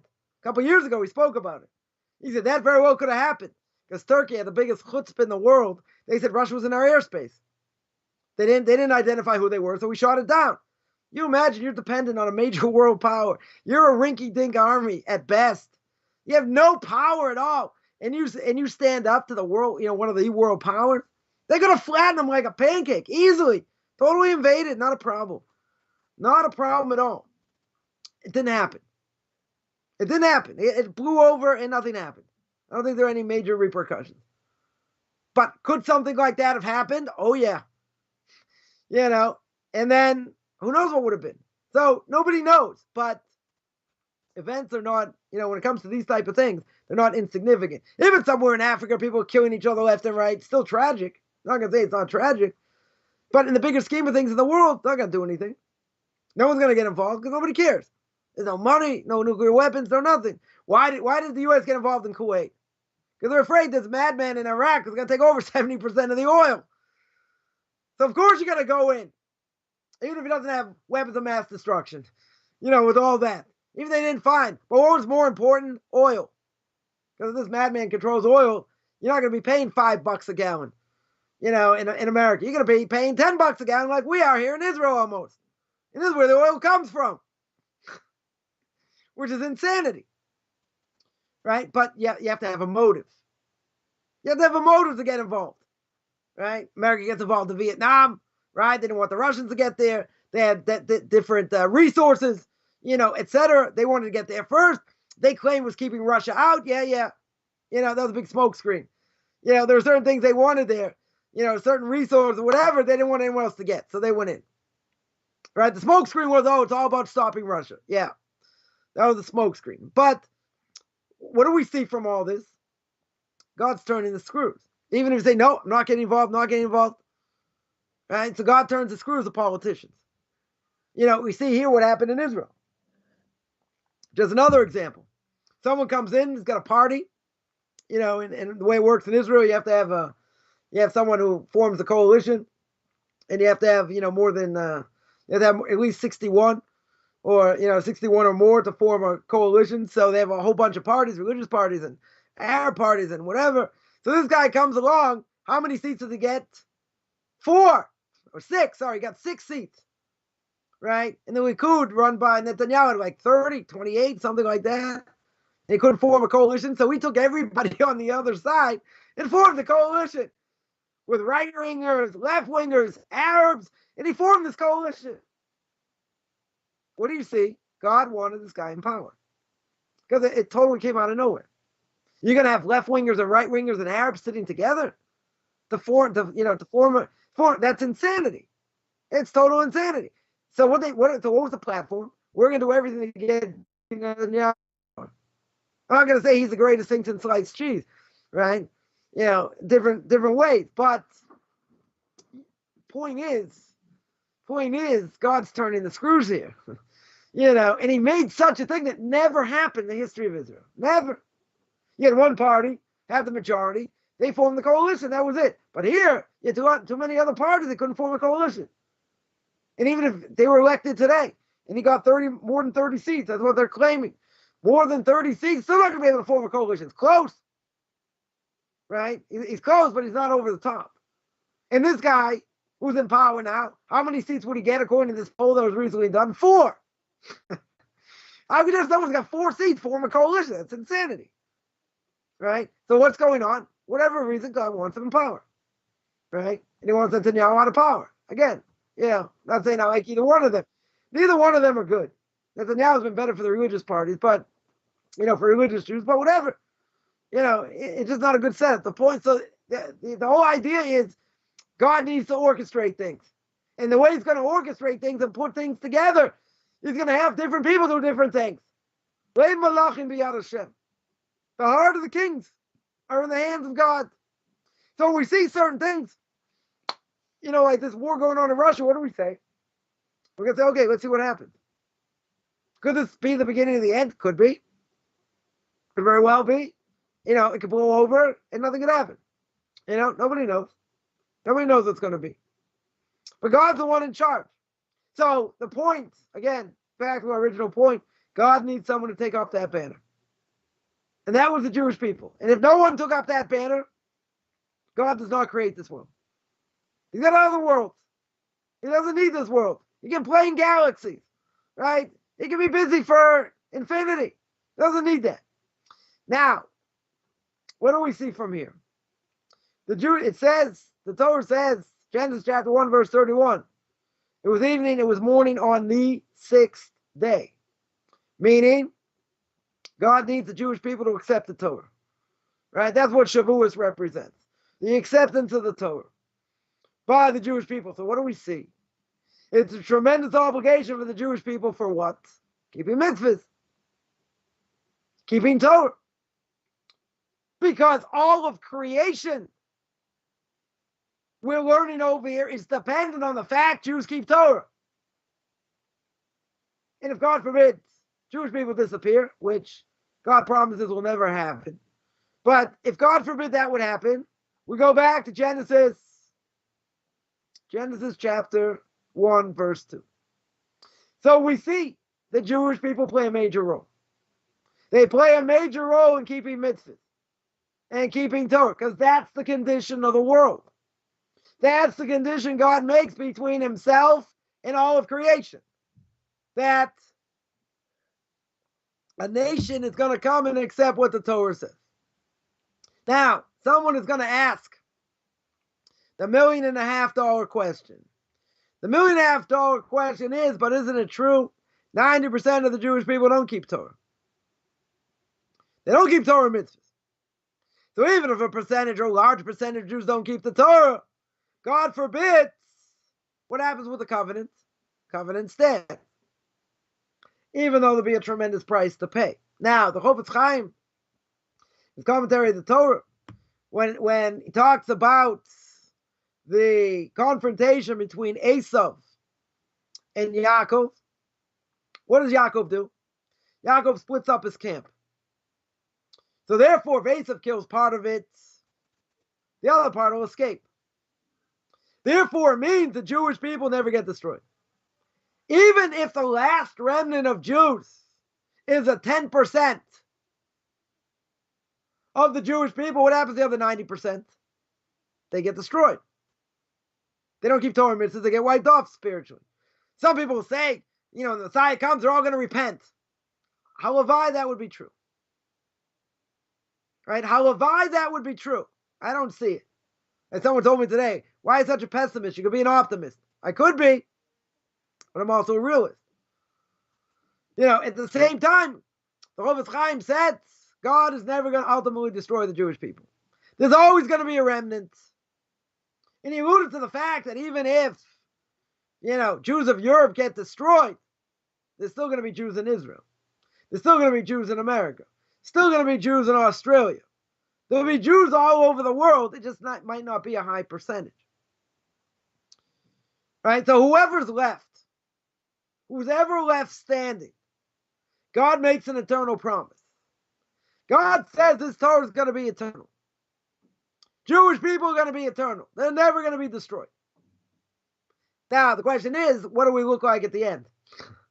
We could look like we're totally limping. We only have one finger on a hand. Or maybe the vast majority of people are going to repent. Again, I'm not so optimistic. Because we're assimilating at rates that we can't imagine. They say in Germany, 80% of German Jews intermarried. So you have that in different places. The average amount, I know, 60%, 70%. Whatever it is, some places it's higher. Rav Israel Tauber, blessed memory, once told me many years ago, in Denver, Colorado, it's got a nice Jewish population. They have girls' schools there, they have yeshivas there, they have people doing outreach there. What was the intermarriage rate? 85%.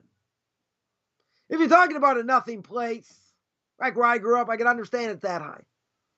That I can understand. They tell me a place where there are so many Jews and there's so much going on religiously. Right? Not good. So, even if a percentage or a large percentage of Jews don't keep the Torah, God forbid, the covenant still stands. But there's a caveat.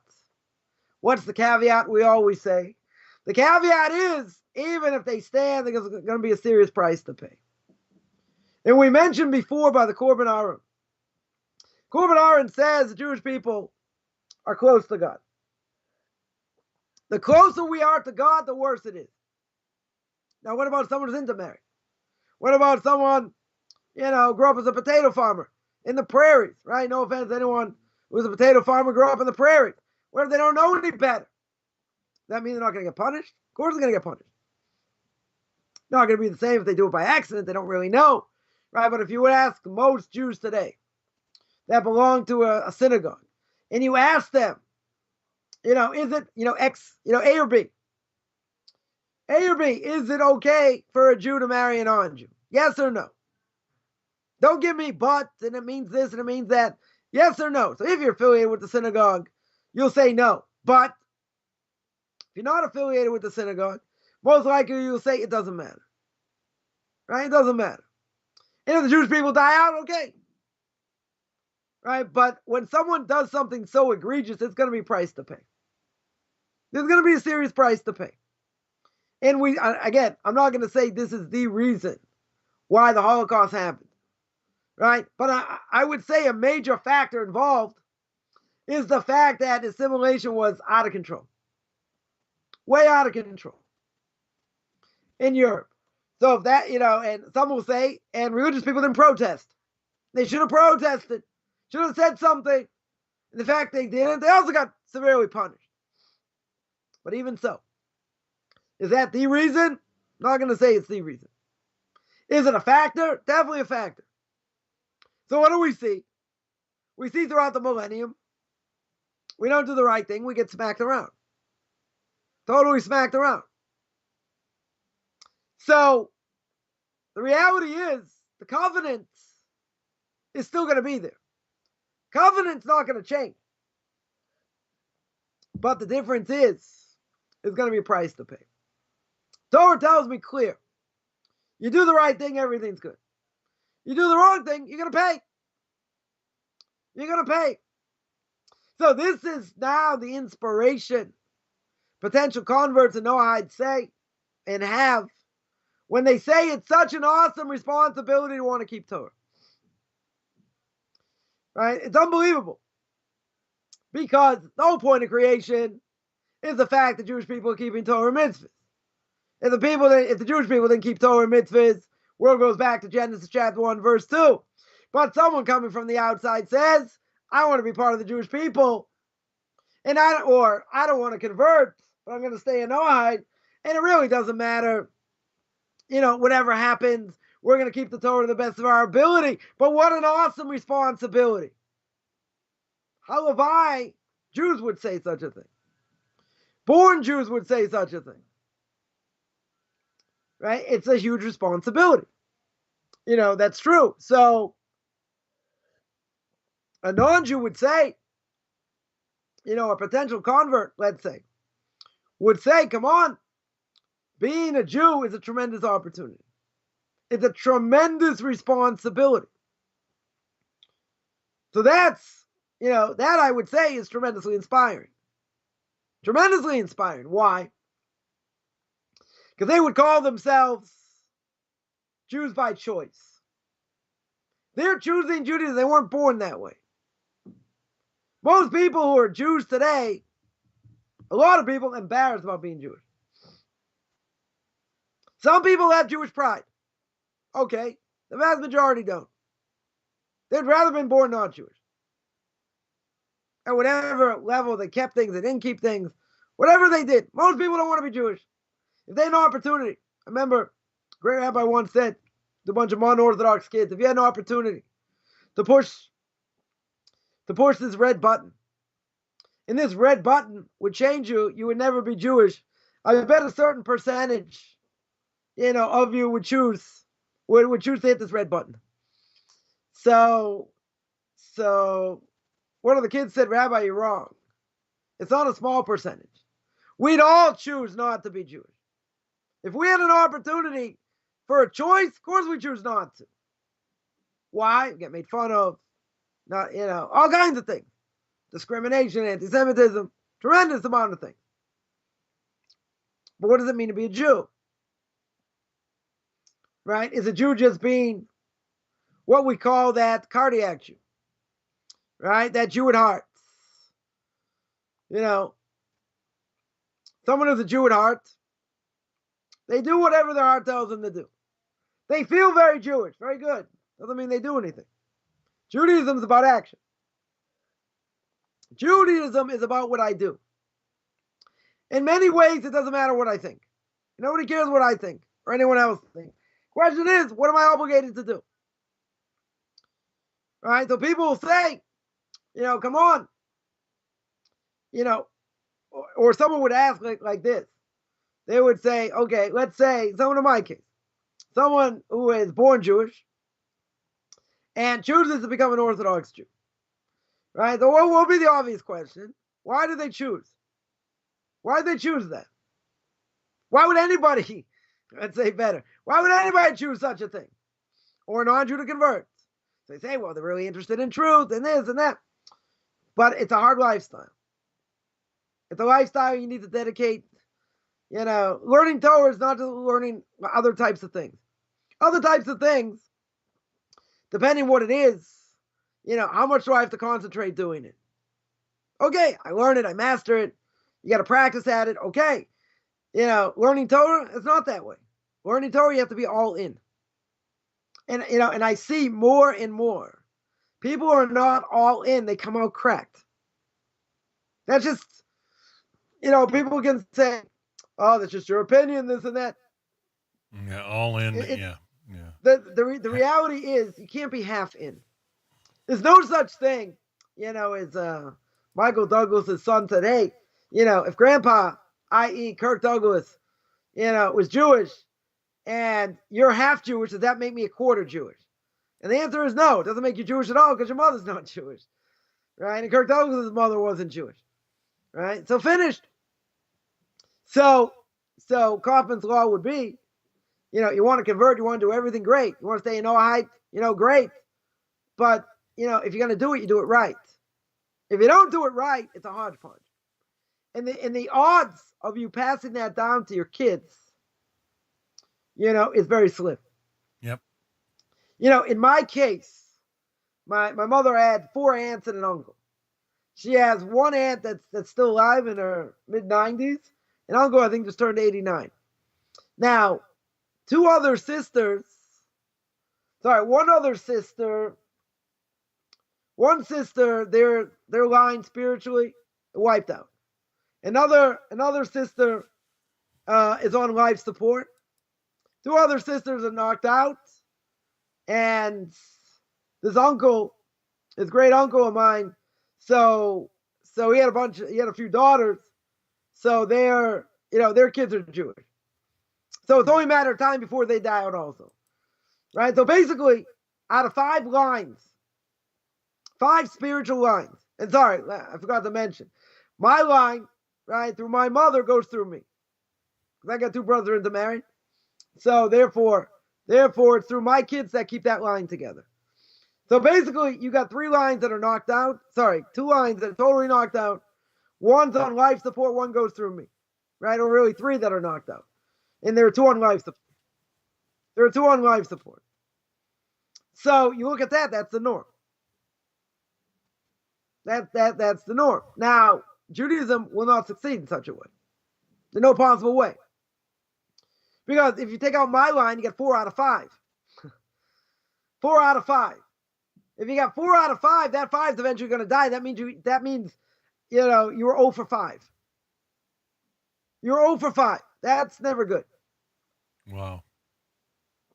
So the end result is that even if we have a dropout rate, let's say, the ultra Orthodox have a dropout rate, let's say 20%. Let's say that means 80% of the time we get it right.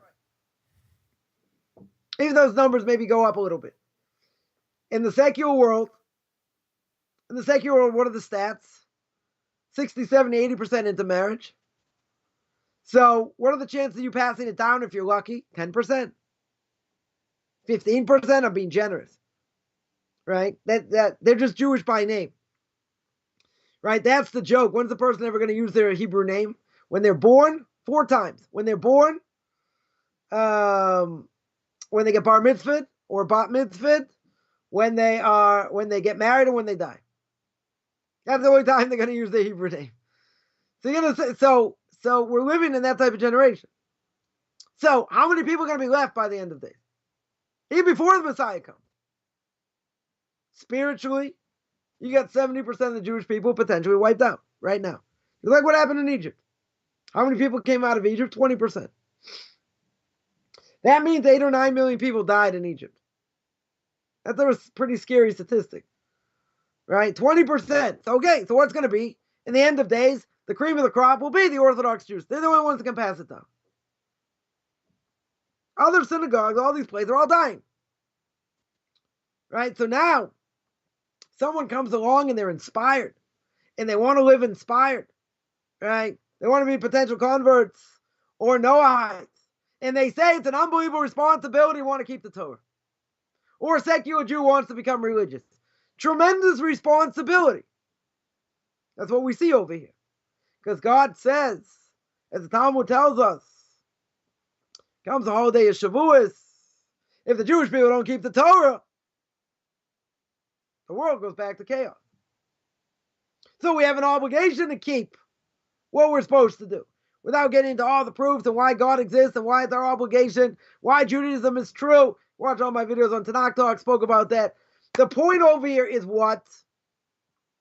There's a unbelievable responsibility. At the same time, the closer you are to the king, we don't do what we're supposed to do. There's payback. There's definitely payback. Now, we're not going to get political. As we've said before, you have a war in Ukraine, Russians coming in, both have a tremendous amount of Jewish blood on their hands. Unbelievable amount of Jewish blood on their hands. Both of them deserve to be annihilated. Totally be annihilated for what they've done to the Jewish people. Physically, spiritually. But what's the problem? Jews are stuck in the middle. You know, Jewish resources are spending a lot of money getting them out. But they're stuck in the crossfire. So there's also some level of judgment of them as well. Even though there's definitely a renaissance, of Judaism and observance, right? All over the Ukraine. Tremendous. But at the same time, they're sort of stuck in the middle here. So, there's judgment in the world. And the Jewish people, if you look at Jewish history, as my Rebbe would say, any non-Jew that becomes part of a Jewish community, and they still want to convert after seeing how Jews act, either they're the real deal or they're a little bit crazy, right? They're a little bit wacko. They can see that Jews steal and they lie and they cheat and do other things. Right? I'm saying obviously not the vast majority. Right? They can say, why did I choose this lifestyle? Look what they do. Look how they act. Not again, people will say, well, people are people. Regardless if they're religious or not, but they're held to a higher pedestal. True. Definitely true, but it's an awesome responsibility. And if you look at history, it boggles the mind why a non-Jew is going to say, I want to attach to Jewish people. If you tell me in the time of the temple, open miracles, makes sense. I want to be a part of that. Right? Let me convert. Not allowed to. Why aren't you allowed to convert? Because you don't have free will. Because you've seen open miracles. Right? In the time of King David, same thing. You weren't allowed to convert. So too by the end of days. If non-Jews start seeing miracles happen to Jewish people, and say, I want to convert, it's too late. If they're already in the process of conversion before, that's a different issue. But if they see what happened to the Jewish people throughout history, and the Jewish people have been slaughtered everywhere, right? Every country, pogroms, been thrown out, all kinds of things. So the fact they want to still be part of the Jewish people when they're not at the top, again, why would they do that? Because obviously they see truth, and they want truth. But they understand clear, what the odds are. They understand what's going on over here. And still, they want to attach themselves to Jewish people. I think it's pretty miraculous. Because, who would want to attach to a nation that's been burned, gassed, exiled throughout the millennium? And it's happened all over. All over in Jewish history it's happened. So the fact that Jewish people are still here is miraculous. So someone could say, even with all that, I still want to be part of this nation. Right? Okay. But I'm saying if you think about it logically, right? Forget about what a person feels and spiritual aspirations and different things.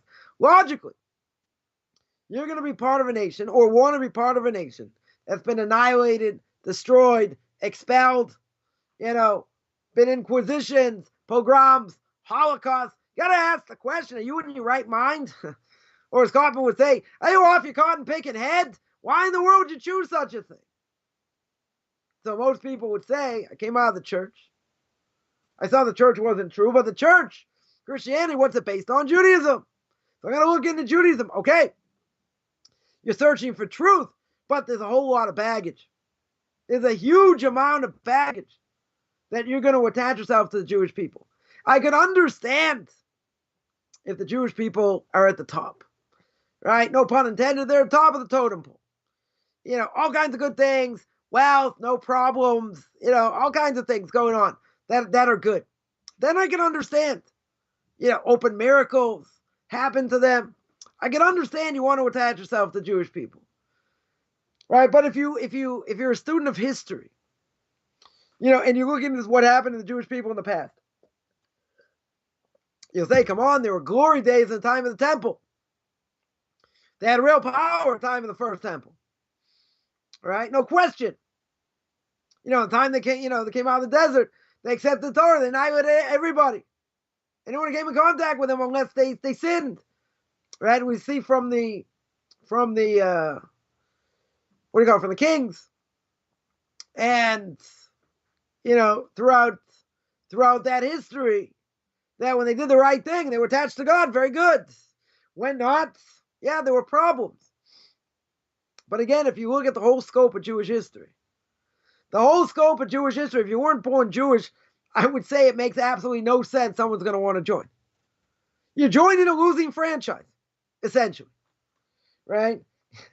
You're being part of a franchise that never won anything, or maybe once, they had glory days for a couple of years, and that's it.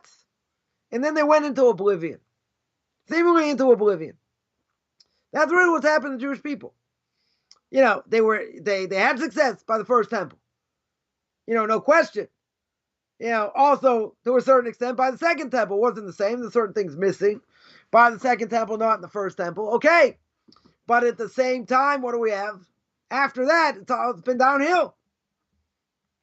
Jewish people should have been destroyed. No question. The fact that we keep coming back, we're still around, it's pretty miraculous. So a person can say, that's why I want to be part of the Jewish people. Because it doesn't make sense how they survived.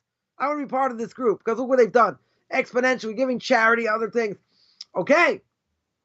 Right? But at the end of the day, we see what's going on. See what's going on in the States.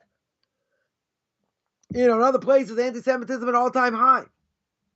All-time high. If you look visibly Jewish, you got a good chance you're going to get attacked. Not just physically. You get attacked other ways, verbally, different things. So a person will say, it doesn't matter. I still want to be part of this. I still going to do this. Okay.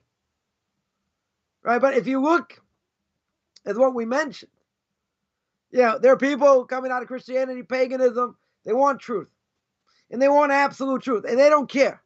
They don't care. Jews have been gassed, been thrown out, or whatever. So that's a pretty miraculous thing, I would say.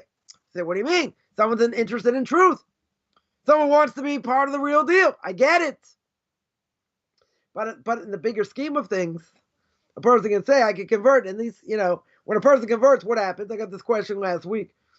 Someone asked me, and I dealt with this in part of my Q&A, right? And that is that, if a non-Jew is in the process of conversion, right? If they're in the process of conversion, why is it so hard?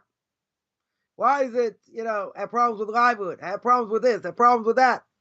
Because it's now a much bigger test. Because now a person knows better. They're not a potato farmer, grew up in the prairies. Now they want to have a connection. No offense, anyone's a potato farmer, grew up in the prairies, right? Person wants to have a connection. They want to have that connection. Once you have that connection, you understand this different set of rules. It's a different ball game altogether. What happens? Now you realize the stakes are different. You realize the stakes are totally different. So if a person's understanding is different, so now the repercussions are going to be different. Because if you didn't know any better, then what would I say? Okay, you're going to be dealt with a certain type of, different type of rules. If you know better, and still you're messing around, not doing what you should be doing, then the repercussions are much different. Says the Korban Aaron, as we mentioned before, the closer you are to the king, the more responsible you are. It's a tremendous responsibility. If you don't know any better, it's a different responsibility, right? You're not taking responsibility, but the repercussions are different. God's going to look at it in different ways depending on what a person did, right? If it's something egregious, okay. God's going to take care of business. He'll do whatever he has to do. Whether he wipes them out in the next world or whatever it's going to be, right? God can do that. But at the same time, if a person knows better, so they see over here what a responsibility it is, right? If we think about it, why would I ever get out of bed? Why would I get out of bed over here? Because the Torah depends on me. So let's say better. The future of the world depends on the people that keep Torah. And if the people don't keep Torah the way it should be, the world has no reason to be existent. There's no reason for it to have an existence. Not at all. Because the only reason the world exists, as we mentioned at the beginning of all these videos, the world stands on Torah. And if you didn't have the Jewish people accept Torah, no world. The world goes back to Genesis chapter 1, verse 2. And that would be bad. Might be good for some people who wouldn't have to listen to me. Right? But the world goes back to originally what it was. And if that's going to be the case, we have to see each individual has an obligation to keep Torah mitzvahs as much as possible. And if we shirk our responsibility, then different things are going to happen to Jews that are bad. The Rambam brings down in Hilchos Tshuva the laws of repentance. He says each place, each nation, right, has a scale on good and bad. Good things get done, scale goes down on one side. Bad things done goes on the other side. So the scale's always in flux. With these different places. But if a person does a good thing, scale goes on the positive. So if that's the case, the Rambam says, I have to look at what I do right now. Right now is going to have an effect in the world. It could be a positive effect. It could be a negative effect. Right? But the Rambam says my actions matter. Right? And we see, right, as you said before, I went through Nefesh Chaim. Nefesh Chaim of Chaim of Volozhin, famous student of the Vilna Gaon. Right? And we said before, actions matter. Our actions matter, what we do. To the extent we can bring death to the world. That's what man did. So we have the ability to make things go positive or negative. So a person can say, come on, my action really matters. Right? People make that mistake. Nefesh Chaim says, do not make such a mistake. Our actions matter. In this world, in the spiritual world. Right? I'll give an example. Rabbi Chaim with a blessed memory wrote a book on marriage. It's called Made in Heaven. And he was talking about his introduction that when a person gets married, it's not only about you and your spouse. It's all about your future kids, future generations.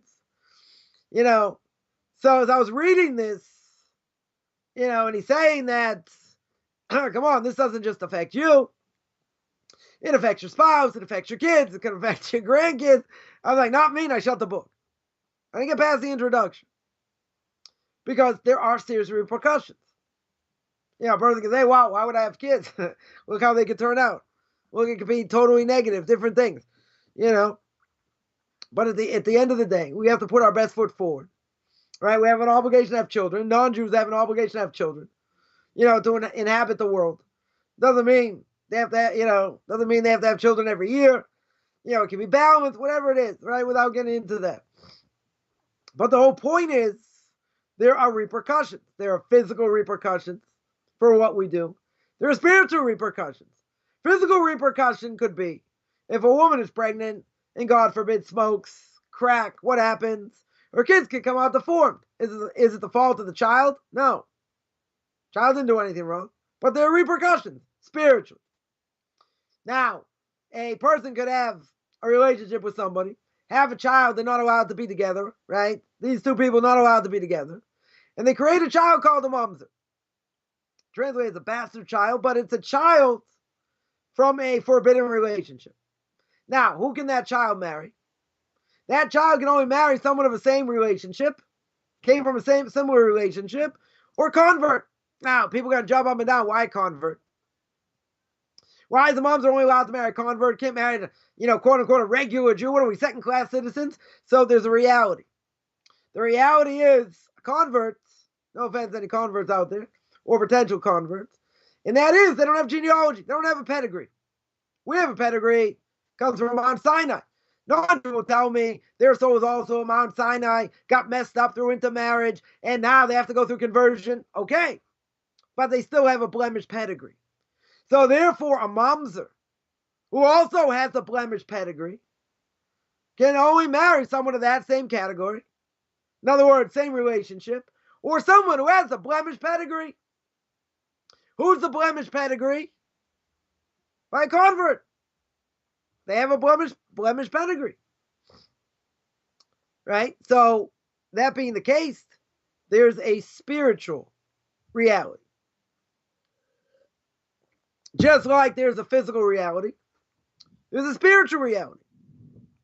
Actions have repercussions. Now, today, there are a lot of things in purity and impurity laws that really don't apply. Some do, but most don't. At least certainly not on a Torah level. We don't have a temple anymore, etc. But I would call that spiritual cooties, even if we don't, fully understand all the intricacies and all that, right? But there's a reality. There are things that a person can say to make something invalid, right? Or let's say they could forbid something to themselves. They can make a neder, they can make a vow and forbid something to themselves. Not a good thing to do, but if you do it and you keep it, okay. But certainly better not to do it, because who says you're going to keep the vow? But even so, a person, let's say if the temple existed, they could take something consecrated to the temple. Now, what if they misuse it? Right? That's a Torah prohibition of what we call me'ilah. Me'ilah means I took something that's consecrated to the temple, whatever it is. Let's say a person donated, a bowl to the temple. It's consecrated to the temple, and I use it as an ashtray. Or I use it as something that's not consecrated. It's Torah prohibition. You can say, how does that work? How in the world does that work? Well, it works very simply because you made a statement. You consecrated something, however that works. And now you went against it. Right? You can forbid things upon yourself. A person also, God forbid, speak badly against others. Speak Lashon Hara. What does Lashon Hara do? Oh, kills 3 people. Kills the person who said it, the person said against it, and the person who heard it. Right? Lashon Hara I can speak about till tomorrow. Right? We're not going to do that. But there can be severe repercussions of what a person says. Not to mention how a person acts. Person causes damage, other things. Many things. But we have to take responsibility. A tremendous responsibility. For what I do, for what I think. Right? Normally we say words in my heart don't mean anything. By most things that's true. Certain things I may be punished. Person may be punished for, what they think, etc. Bottom line, it's about action. It's about what I do. So, after hearing all this, we can say, I don't want to get out of bed tomorrow. I don't want to do this. I don't want to. It's an awesome responsibility. It is. It is. There's no question about it. So the fact that someone wants to take on that responsibility, you tell me very simply, because they want truth. And this they see as absolute truth. Doesn't matter what God says I have to do. It's irrelevant. Even if it doesn't make sense, 80% of the Torah doesn't make sense. Right? Imagine today someone asked my Shabbos table about the red heifer. So the red heifer is the quintessential mitzvah that doesn't make any sense, what we call a chok. Doesn't make sense because someone is impure. The high priest takes these ashes of this cow, this perfectly red cow, never been worked, none of this, and they burn the cow. They take the ashes, they pour it on the person. When they pour the ashes on the person, that person becomes pure. The Kohen himself becomes impure. Doesn't make sense. How can you have purity and impurity at the same time? Right? So that's the quintessential law that we say is a chok. It doesn't make any sense. Doesn't make any logical sense. So I would say 80% of the Torah doesn't make logical sense. Torah tells me this week's parsha about animals you're allowed to eat, not allowed to eat. We mentioned this before. Also, I can give certain answers why certain animals I can't eat or whatever, and what the character traits are. Okay. But many things, by birds doesn't tell me. It just says don't eat this one, don't eat that one. Don't eat the other one. Right? He just tells me what's forbidden, doesn't tell me why. We have potential reasons why. But that's not the point. We're not giving answers over here. So essentially it's a divine decree. And many things we do is a divine decree. So people say, I don't care. Whatever God tells me to do, I'll do. And that's what the Jewish people said, Na'aseh v'nishma. They said, we will hear, we will do. We don't care what's written in the Torah. Right? Totally, we don't care. We don't care that, whatever the Torah says. We're going to do. We're going to do. So for someone to come out of that and really want truth, it makes sense. Right? It makes sense because they see this as absolute truth. But even if they see it as absolute truth, what comes about? What comes about is the fact that it's still a tremendous responsibility. There are unbelievable repercussions for what we do. And a person can change their lives and think everything's going to be easy and everything's going to be smooth. Doesn't work that way. Totally doesn't work that way. Very simply, why? Because we mentioned before, you now have greater responsibility. Even if you're not a Jew yet, doesn't matter. You're now going to be tested, and you're going to have to put the pedal to the metal to say, I am the real deal, no matter what God throws in my way. But people make the mistake and say, it should be so easy. I changed my life. Even as a secular Jew, it should be so easy. Is that the case? No. By most people, it's never the case. Because now there are a different set of rules. When I have a different set of rules, that's a whole different ballgame. Now I'm being judged differently. I'm being looked at differently. I'm not this potato farmer I was in the prairies. Now I get a higher understanding. Now I get greater responsibility. Oh, what does greater responsibility come with? Greater responsibility comes with the idea that if I don't do what I'm supposed to do, whatever level, there could be serious payback. So a person would say, you know what? It doesn't matter. Whatever God says, I'm going to do. And even if it means I have to pay a serious price for even a minor infraction, doesn't that mean whatever I do has significance? That's what the Rabbi Chaim says. The Rabbi Chaim says, don't think your actions don't matter. Right? Because what can I easily say? I'm sure people are waiting for me to say this. They say, come on, aren't we an infinitesimally small speck of cosmic dust?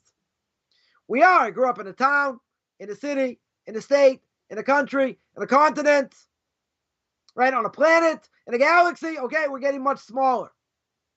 So if you think about that idea of a galaxy, and God's in charge of everything, then why does he care what I do back here on Earth? That's why people made the mistake. Pharaoh and others thinking God's so lofty, why is he going to have any connection with creation? He's got better things to do. He can outrun a black hole. He's got to take care of the universe. Why is he going to worry about what I do or what I don't do? And the answer is, why would someone create something, so special and then just disappear? Person's going to create a skyscraper and say, I have nothing to do with it? Going to go in his way? I don't think so. Let skyscraper, crashes or something. But in general, God, a person could say, come on, God's so lofty. God's so out there. What does he need me for? What does he care what I do in the presence of my own home? What I do doesn't matter. Oh, really? Says the Rabbi Chaim, I beg to differ. Look at the actions of man. Look what we have the potential to do. We have the potential to destroy worlds. We have the potential to bring death to the world, which never should have happened. Never should have happened. Right? But God allowed it to happen. God went to plan B, plan C, whatever it was. That's what he did. So, therefore, most people would probably say, I'd rather still live that life. Even if my actions are going to be so, looked at and scrutinized, and you may pay a serious price and get beaten down in life and all this, what would a person rather have? With fantasy? Bud Bowl! Right? March Madness! Is that what they want? Yeah, the mass majority of the world, that's what they want. That's exactly what they want. They don't want reality. They want fantasy. And they're being fed a tremendous amount of fantasy. Unbelievable amount of fantasy. That's what they're being fed. So therefore what? Someone here points out they're trapped. Right? They are trapped in going after their base desires. But we said before, the Gemara in Kedushin says, you have an evil inclination, there's an antidote. What's the antidote? Torah. But the Gemara then says, but if God wouldn't help you overcome it, even with the antidote of Torah, you're never going to overcome the evil inclination. You got to work hard. That's what life is. So it's an awesome responsibility. But I would venture to say, and I think most people would agree, that if they're in this process, they don't care what the repercussions are. They want to live a life filled with Torah and mitzvahs, and they'll take that chance. They'll do whatever they can to the best of their ability. And that's what they'll do. But doesn't life mean a heck of a lot more for people like that? For sure it does. Because it's not, people will say, well, this thing happened, that thing happened, it's all haphazard. It's not haphazard.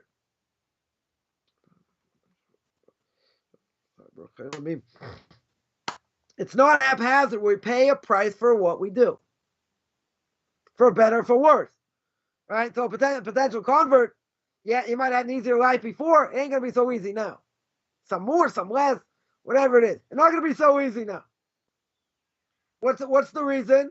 Because it's a different set of rules.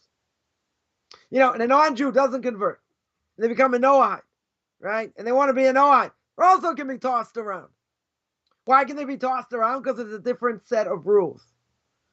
What would we say in the vernacular? There's a new sheriff in town. Who's the new sheriff? Capital S. God himself. You want to be close to the king, there are repercussions. But at the end of the day, guess what? Even if there are repercussions, who's signing up? People will sign up because they want to live life the way God wants them to. Right? They don't want fantasy. They don't want March Madness. They don't want CFL. They want the real deal, even if they're going to pay a serious price later. Right? Because the Rabbi Chaim says our actions matter. What I do matters and can have unbelievable repercussions. For this generation, future generations. Give an example. Medrash says that in Egypt, Moshe Rabbeinu sees a baby being smashed into a wall, going to be used as cement or mortar. And Moshe Rabbeinu says, I want to save this child. God says, not a good idea. Moshe Rabbeinu says, how can it be a bad idea? This child's going to be made into cement. God says, go ahead. Save the child. Now, if I remember correctly, the Medrash says, who did that child grow up to be? Achav. Evil King Achav. So Moshe Rabbeinu said, I know better. God says, okay, do it. I'm not telling you what to do. You want to do it. So we think, oh, this is terrible and that's this. But look at the repercussions. Look at the repercussions. We may not understand it. We may not fathom it. there is measure for measure, even if we don't we don't see it. Bottom line is my actions matter. And I don't think people want to hear that. That's why we do this show and I do controversial issues. We don't say things that are politically correct. Right? People don't want to hear, what I did was bad. What I did, that's your opinion. Who are you to tell me I cheated my taxes or not? It doesn't hurt anybody. I'm not hurting anybody. Question is there a moral right way or wrong way to do things? And even technically, let's say someone asked me this question many years ago when I was becoming religious. They said, it was game 7 NBA Finals. Celtics, Lakers, Magic, against Bird. Game 7. It's on a Friday night. What do you do? So I said, if someone's going to recap, I'll watch it after Shabbos.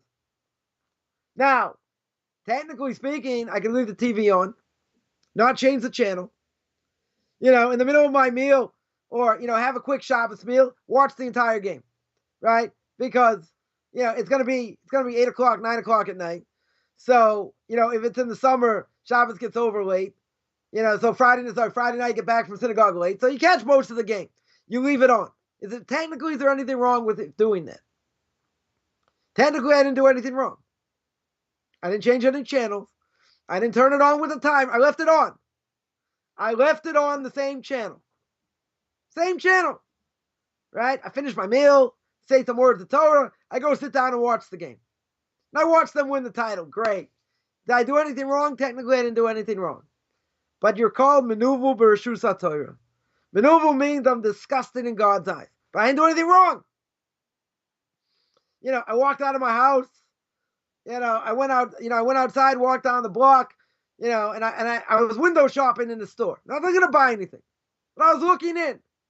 Did I do anything wrong? Was I shopping? No. Was I buying anything? No. Did I do anything wrong technically? No. Is it in the spirit of Shabbos? No. So I'm called disgusting in God's eyes. But I didn't do anything wrong. All the more so if I'm called disgusting in God's eyes in such a case. What about something I did something wrong? Then it's like taking 2 steps backwards.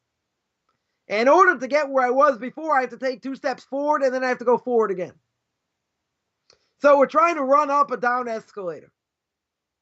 That's essentially when a person does something wrong. We pollute ourselves, we pollute the world. Right? Physically, spiritually, even if we don't see it spiritually. But, I'll give an example. In a certain place, if you're an Orthodox Jew, and you're in a certain business, people won't want to do business. Non-Jews won't want to do business with you. Why? Because Orthodox Jews have a bad name in a certain field. Let's say. Now, you didn't do anything wrong. You're doing things on the up and up. You're 100% honest. So, somebody or some people did things wrong. They abused power, whatever. They lied. Who knows what? They give Jews a bad name. I didn't do that. Right? But there's a reality. Actions have repercussions. If actions have repercussions, it means what I do matters. It's not insignificant. Now, Lashon Hara, for example, if a person speaks badly against someone else, you're going to say, it's not going to affect them. Never get back to them. And everyone knows it's true, right? Which is a big mistake. People say everyone knows it's true. Everyone knows it's true. Even if everyone knows it's true, so what? So what do I care? Everyone knows it's true. Rabbi Chaim says I'm not allowed to do it. Totally forbidden. So I pollute myself, I pollute the world. You're going to say, but everybody knows about it. It's not going to affect the person in a negative way. And even if it doesn't affect the person at all, Rabbi Chaim says it's wrong. You transgress more than 30 prohibitions in one shot. So you're going to say, come on, I didn't do anything wrong. All I said was X. And everybody knows it. So Rabbi Chaim says, who cares if everyone knows it? I have to have a purpose why I said it. If I don't have a purpose why I said it just because everyone knows it, doesn't necessarily mean I have a right to repeat it. There are certain conditions. Or I can say things that are 100% permissible. Doesn't mean it's good for me. So again, does somebody want fantasy? Or does someone would rather somebody live their lives and have tremendous meaning by everything they do. I would think they want to have meaning in what they do based on the fact that they don't want fantasy. They had enough of fantasy. We live in a world of fantasy. Who says I have to attach myself to fantasy? It's fun. It's enjoyable. We mentioned this many times. So we come back to the same point. We come back to the exact same point. And that is that the Jewish people, God says, are going to accept the Torah. The world keeps going because the Jewish people accept the Torah.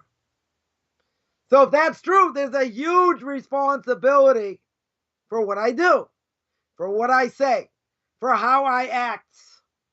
And if someone wants to take on that responsibility, they're not born Jewish, or they're born Jewish, they come back to Judaism, and the repercussions could be absolutely catastrophic. Right? Or as they say in Hebrew, catastrophe. Why would it be catastrophic? Be catastrophic because my actions mean something. And if I know what I should be doing right and I don't do it, I'm in trouble. I'm in serious trouble. So therefore, I got to be careful what I do. Not only that, I got to see the bigger picture. What's the bigger picture?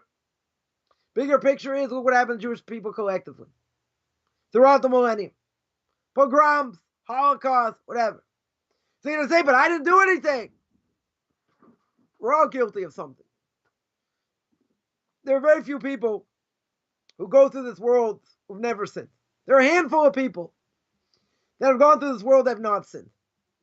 But everyone else, whatever we do wrong, gets amplified. How does it get amplified? It gets amplified the more I know.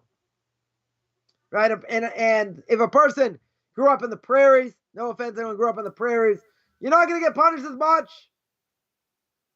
There's no way, because you don't know what you're doing, depending on what it is. But if you know better, there's much greater responsibility. Right? To the extent where the Torah says, as the Nefesh Chaim brings out, my actions matter. Right? My actions matter. As the Torah tells me, what did Adam and Eve do? They brought death to the world. And that hasn't changed. Nobody's going to live forever. Fame! Nobody's going to live forever. Right? They brought death to the world. Is that what God wanted? No. But what do we see? We see our actions matter. We may think God's up there. He's in the heavens. He's in the black hole. He's in different galaxies. This, that. Really? What I'm doing down here really matters? Has all kinds of repercussions. Right? This is Kabbalah 101, 101A. Right? How our actions work. How it gets upstairs. Gets rejudged. Or sorry, gets judged, brought down to this world physically, spiritually. There's a lot of things going on. There are a lot of different things going on that we don't see, we don't fathom. That doesn't mean what I do doesn't matter. And we can see repercussions much later. Because if we would see repercussions right now, and a person got zapped every time they did something wrong, then we wouldn't have free will. Right? Imagine someone sits down to a nice steak, a nice juicy steak, high in cholesterol, high in fat, and God turns it into seaweed, into bran. You gotta say, oh, why do bad things happen to good people? Right? If we get, a person smoked, instead of God killing you, he just zapped you. He zapped the cigarette out of your mouth. What would happen? We wouldn't have free will. Free will go by the wayside. We have free will. We absolutely have free will. If we didn't have free will, then God can't punish us in general. Right? Free will may be limited. That's another discussion. Right? We're not going to get to. But free will in general, I can do what I want. But it does not negate the fact that we have an unbelievable responsibility. Because the world, as we know it, stands on the power of Torah. Power of the acceptance of the Jewish people of Torah and keeping Torah mitzvahs. And when we lack in Torah mitzvahs, there are much more serious repercussions. Right? There are negative repercussions. We know that when Yaakov, the people of Yaakov, i.e. the Jewish people, do the right thing, that means Esav gets weakened. means the Western world gets weakened. When we don't do the right thing, the Western world has power. Right? So sometimes it's been better, sometimes worse, maybe a lot of times, right? It's been worse. But now what do we see? We see that 90% of the Jewish people don't even know the Aleph base. So it's not even physical destruction. It's not like we have a king like Haman or somebody forcing us to do things or whatever, killing us because we're not doing what we're supposed to do. We're doing it ourselves. We're doing it spiritually to ourselves. So we don't have anyone to blame but ourselves. People make up excuses and they're going to say, come on, it's a different world. We're going to be more modern. We have to go with the flow. History changes. We got to go, we have to change with the times, so to speak. I heard that a lot, when I was by the conservative movement. Things have to change. So even if they would, what's the end result? Disaster. So we have to live inspired. We have to continue, to grow and to do what we need to do. Jews, non-Jews, JITs, Jews in training, etc. But make no mistake. It's going to be at a price. But my answer would be, even if we get tossed around, even if life is hard, isn't life worth living for? Doesn't that give life much more meaning? It does. But you're going to say, but I have to survive and I have to live. That's true. That 100% is true. That we're not negating that point. But the Rambam says, in the laws of repentance, we have to live. We have to live like the Torah wants us to.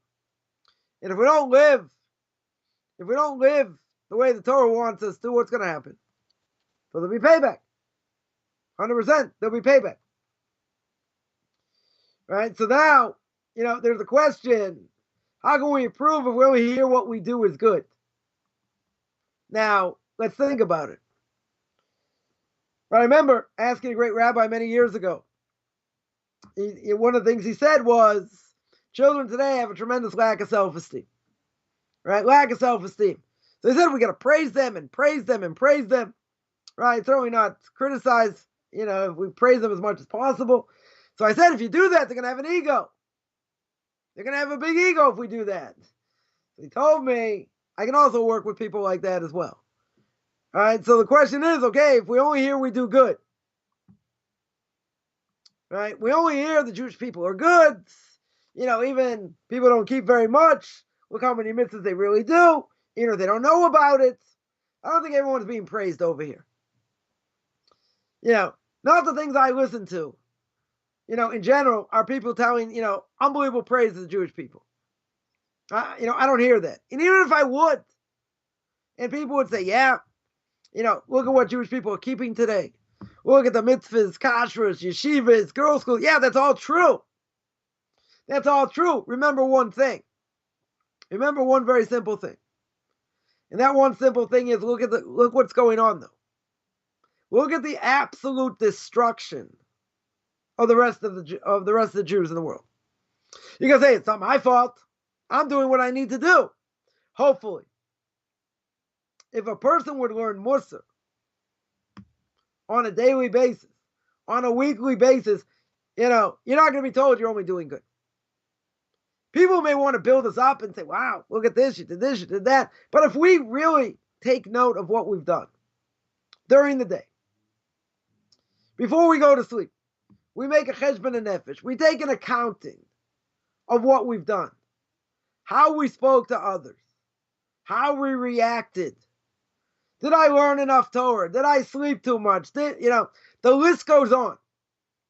I could give a list, 20 different things to think about before you went to sleep. You'll have nightmares. And you'll think Freddy Krueger is a friend of yours. Nightmare on Elm Street reference. Right? Why do I say that? Because the Chovos Levavos says, as we mentioned before, Chovos Levavos says we don't do a quarter to a half to a third of what we should do, what we're obligated to do. If that is the case, even if I say, listen, we're living in a cream puff generation, I keep Torah, I keep mitzvahs, I learn, I give charity. I do a lot of good things. True. Right? That may be true. And even people telling us, look at what you've done, and they want to build you up, that's true. That's not a bad thing. That's not a bad thing. But then, think about other things you've done that maybe not so good.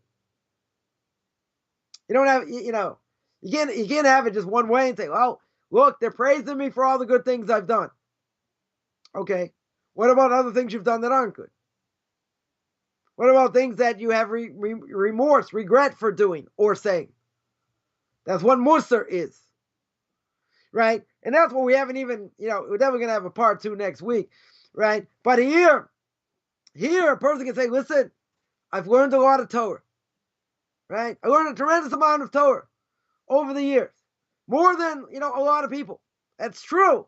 So a person can have a chip on their shoulder and say, look what I know. Look what I've gone through. What does the Mishna over here say in the name of Rabbi Yochanan ben Zakkai?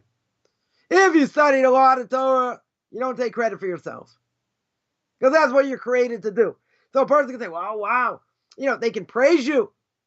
They can say, look what you learned. You finished another tractate. You finished this book. You're working on yourself. You're doing great things. Yeah, people need to be built up in this cream puff generation. That 100% I agree. That 100% I agree. At the same time, the Mishna Pirkei Avot is going to get to in about 97, hopefully. Probably can't see too well, hear too well, right? We'll get there one day, right? And what does the Mishna say? You have to know your place. My Rebbe once told me, if I think you're out of line, I'll put you in line. Always good to know. Always good to have friends like that, right? But, even if we're being built up, I'm not saying you take it lightly. At the same time, put it in perspective. A person, I heard that Rav Orwick should be well. He's the spiritual mentor of Torah Or, the Yeshiva Torah Or. And he once heard him say, listen, if you learn, one of the commentaries on the Talmud, or you learn a commentary on Chumash, and you understood it well, go have a piece of cake. Go eat an apple. Go have a piece of candy. That's the generation we're living in. So, that's not a small thing. Definitely not a small thing. But now, you build yourself up, you're doing good, this, that. You want to feel like a piece of dirt? Compare yourself to the previous generation. Compare yourself to what you should really be doing. I don't think you'd feel so good. On the one hand, you say, look, I'm doing more than most people, and I'm trying, and you're right. That's a huge thing. In the bigger, so I could say in the bigger scheme of things, a drop in the bucket. So then you're going to say, how can I ever feel good about what I do? So I'm not saying you can't feel good. There are a lot of things we can feel good about what we do and what we learn and whatever. But also what happens when we get caught up in temptation? What about what happens when we do something wrong? Right? And God forbid we sin. And you can say, okay, person will repent, they didn't do it on purpose, this, that. Okay. It's all true. Right? No one's just feeling good about what they do. I don't believe that.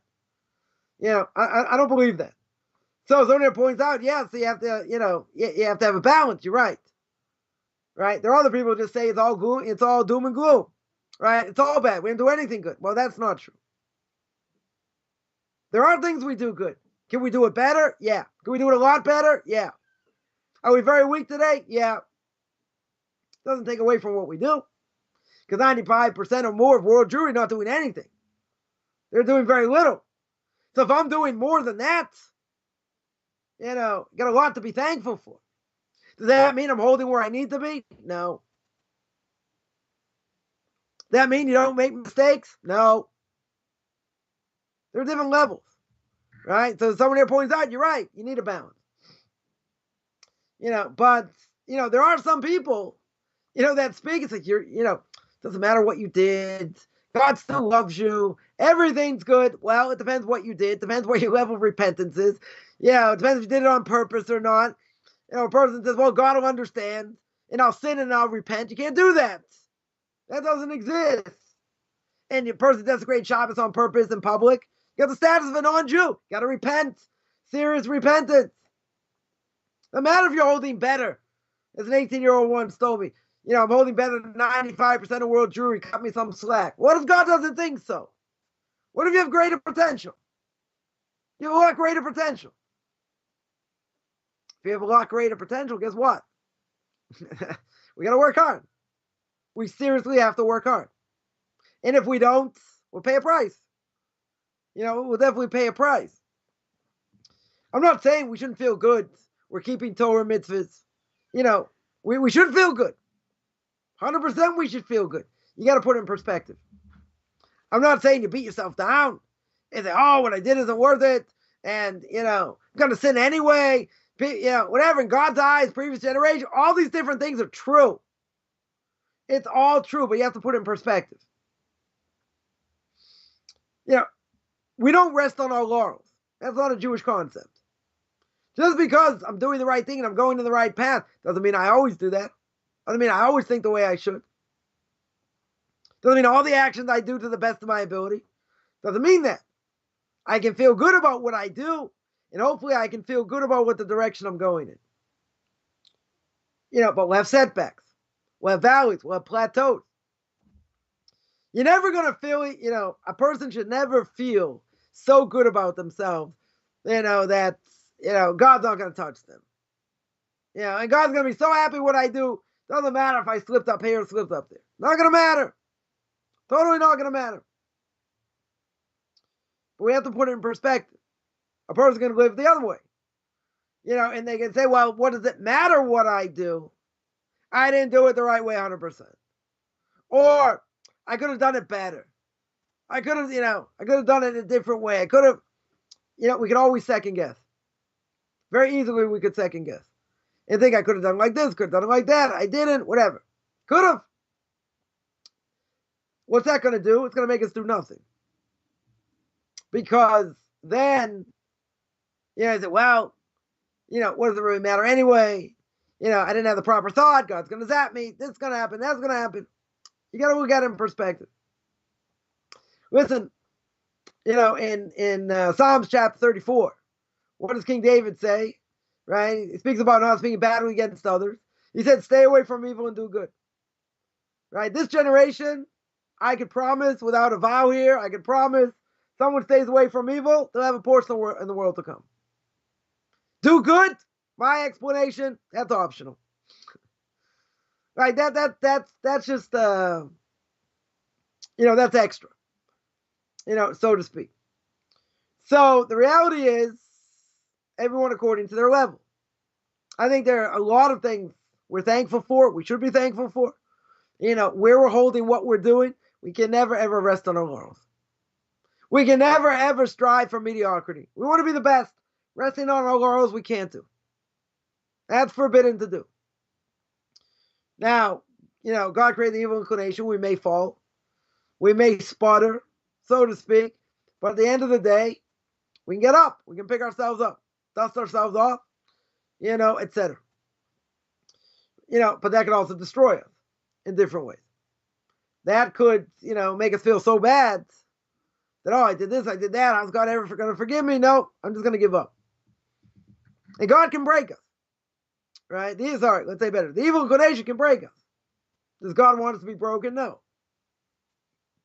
I know somebody, I don't know really what the story was, but there was a person that became religious, struggled, but, became religious for a number of years, and they went through a certain thing. They went through a certain thing that they couldn't handle, and they left everything. They left Judaism, everything. Right? Why? Because they claimed God put them through a test they couldn't handle. Now, we believe God's never going to put us in a test we can't handle. We may think we can't handle it. We may think it's impossible. Right? And in our eyes, it may be. God knows what he's doing. It puts us through all kinds of different trials. Different things. This person felt they couldn't handle it. And they lost the trial. The evil inclination in this case won. The evil inclination beat them down. Totally beat them down. And destroyed them. Where everything they had gained and everything they worked hard for, they just left it because they were put in a certain situation. Now again, no one should be in any of these type of situations. Question is how we react, right? What we do. But one thing for sure, even if we're doing the right thing and we're going in the right path, we may have ups and downs along the way. No one should ever be happy where they are. No one should ever be happy saying that, I'm mediocre. Or I'm going with the flow. I'm doing what I'm doing. Because by doing so, what's going to happen? By doing so, you're not going to grow. You're just going to stay mediocre. You're going to stay at the same level. By staying at the same level doesn't help you. 100% doesn't help you. You have ups and downs. Everybody does. But you have to have more ups and downs. And a person has to guard themselves from having any downs and continuing that straight, narrow path. And that's not so easy. That 100% is not so easy. But we have to be on guard, right? This is what we have to do. So, with all this, as we mentioned, so this is a huge responsibility. And for a non-Jew, right, coming into Torah mitzvahs or staying as a Noahide, what do they have to do? So they have to realize, or any Jew that comes to Torah mitzvahs, they didn't grow up with it, they have to realize, it's a huge responsibility.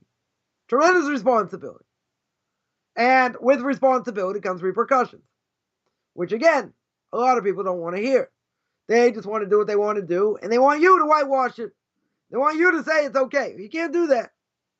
Because there are things that are outright forbidden. Someone says, come on, this, that, forget it, it's forbidden. If it's black and white. Forbidden. You're not allowed to. Finished. Again, you got to do it in a nice way, per se, but at the same time, you cannot, as I've said before, many times you cannot turn the Torah into a pretzel. That you can't do. That we're not allowed to do. We can't fit it to my lifestyle. We have to fit my lifestyle into Torah. We have to put ourselves into Torah. That's what we have to do. But there's responsibility. Tremendous responsibility. And we have to realize that even if we're doing the right thing, a person may say, how do I know? I'm not going to get punished. I should have done it at this level, that level. So it depends. It depends where a person's holding. Will a person get credit for doing certain things? Yeah. Will they get less credit if they're doing it by rote? Yeah. God doesn't want us to do things by rote. We're going to speak about that tomorrow in the book of Leviticus. Right? Doing things by rote. That's akin to spiritual death because I'm not growing. A person prays today because they prayed yesterday. They're going to pray tomorrow. They're going to keep mitzvahs just like they did before. That's doing things robotically, mechanically. It's not what God wants. God's not interested. So we have to do it like we've seen this mitzvah for the first time. And not so easy. We have certain time constraints, other things. So it's definitely not so easy. At the same time, okay, I have to strive, I have to work hard, etc. And there's big responsibility. And just because I'm keeping Torah mitzvahs, I cannot do it like I did it yesterday. We are not robots over here. Just doing things day in and day out, we're not growing. Right? There are many things we have to work on. Prayer being one of them. Right? I prayed yesterday, prayed today. Some people say it's like praying to a wall. You don't get anything out of it. More of my Hasidic side here coming out. It's something you have to work at. We have to understand what we're doing. I'm not saying, there's a lot we need to understand by prayer. But very simply, when a person prays, they're standing in front of the King of Kings. And God's giving them a golden opportunity. Golden opportunity. And what's that golden opportunity? To ask for whatever you need. Does God need our prayers? We said before, no. Does he need us? Does he need this world? Technically, no. But he gives us a golden opportunity to stand in front of him 3 times a day. If you're a guy. Twice for a woman. Whatever. Right? Gives us a golden opportunity. And we waste it a lot of times. But it's a golden opportunity to draw close to him. Does God need my prayers? No. What am I going to tell him? Saturn, those great rings, Neptune, this, that, he brought the rain, snow, and how it helps, and blah, blah, all these great things. God needs me to say that? No. What, God's a sycophant? He needs me to praise him? So much? That's what God needs? I don't think so. He doesn't need that. He's going to say, oh, Saturn, the moon, thank you very much. Oh, this, thank you very much. Gave rain, oh, unbelievable. Thank you very much. What does God need that for? God doesn't need it. He doesn't need my praises. So why does he give us the ability to pray? Why does he want us to say these things to have appreciation? Right? To be grateful for all these things. It's for me, not for him, because otherwise God has needs. God has no needs in general. Right? So if that's the case, he gives me an opportunity. But with that opportunity, it takes effort. It takes effort. People will get, okay, I'm going to go pray and I'm going to leave, and that's it. They do it like it's a yoke, so prayer needs to be strengthened, no question. But if I understand what God does, if I think about it, for a minute or two before I pray, and I understand what God's done for the world, what he's done for me in general, a whole different world. Totally different world. So we have to show appreciation. But it's not that God needs it. He's giving me an opportunity to draw close. When he gives me an opportunity to draw close, that's a different thing. But it's for me, not for him, because he has no needs. So we're living in this world, I guess, wind down here, right? We're living in this world as an opportunity of drawing close to God. That's what he wants. As the Mesilas Yesharim says in Path of the Just, what am I here for? I'm here for the struggle. I'm here to toil. I'm here to work hard. Now, does that mean life's going to be easy? No. I still have obligations. I still have responsibility. And responsibility is a lot. There's a lot that God expects. Right? There's a lot that God expects over here. No question. Right? That's what he wants. Does it mean, does it mean that everything's going to go my way? No, it doesn't mean that. In a lot of ways, it may not happen. It may not happen that way. But it gives me an opportunity to draw close. But at the same time, even if I understand, as the Chovos HaLevavos says in Duties of the Hearts, I'm only doing a quarter or a third of what I'm supposed to do. I could really be broken by that, but you know what? I still have to make the effort. And I still have to work hard. That's what I have to do on a daily basis. Sometimes it's better, sometimes not. I can't get broken by what I've done or what I haven't done.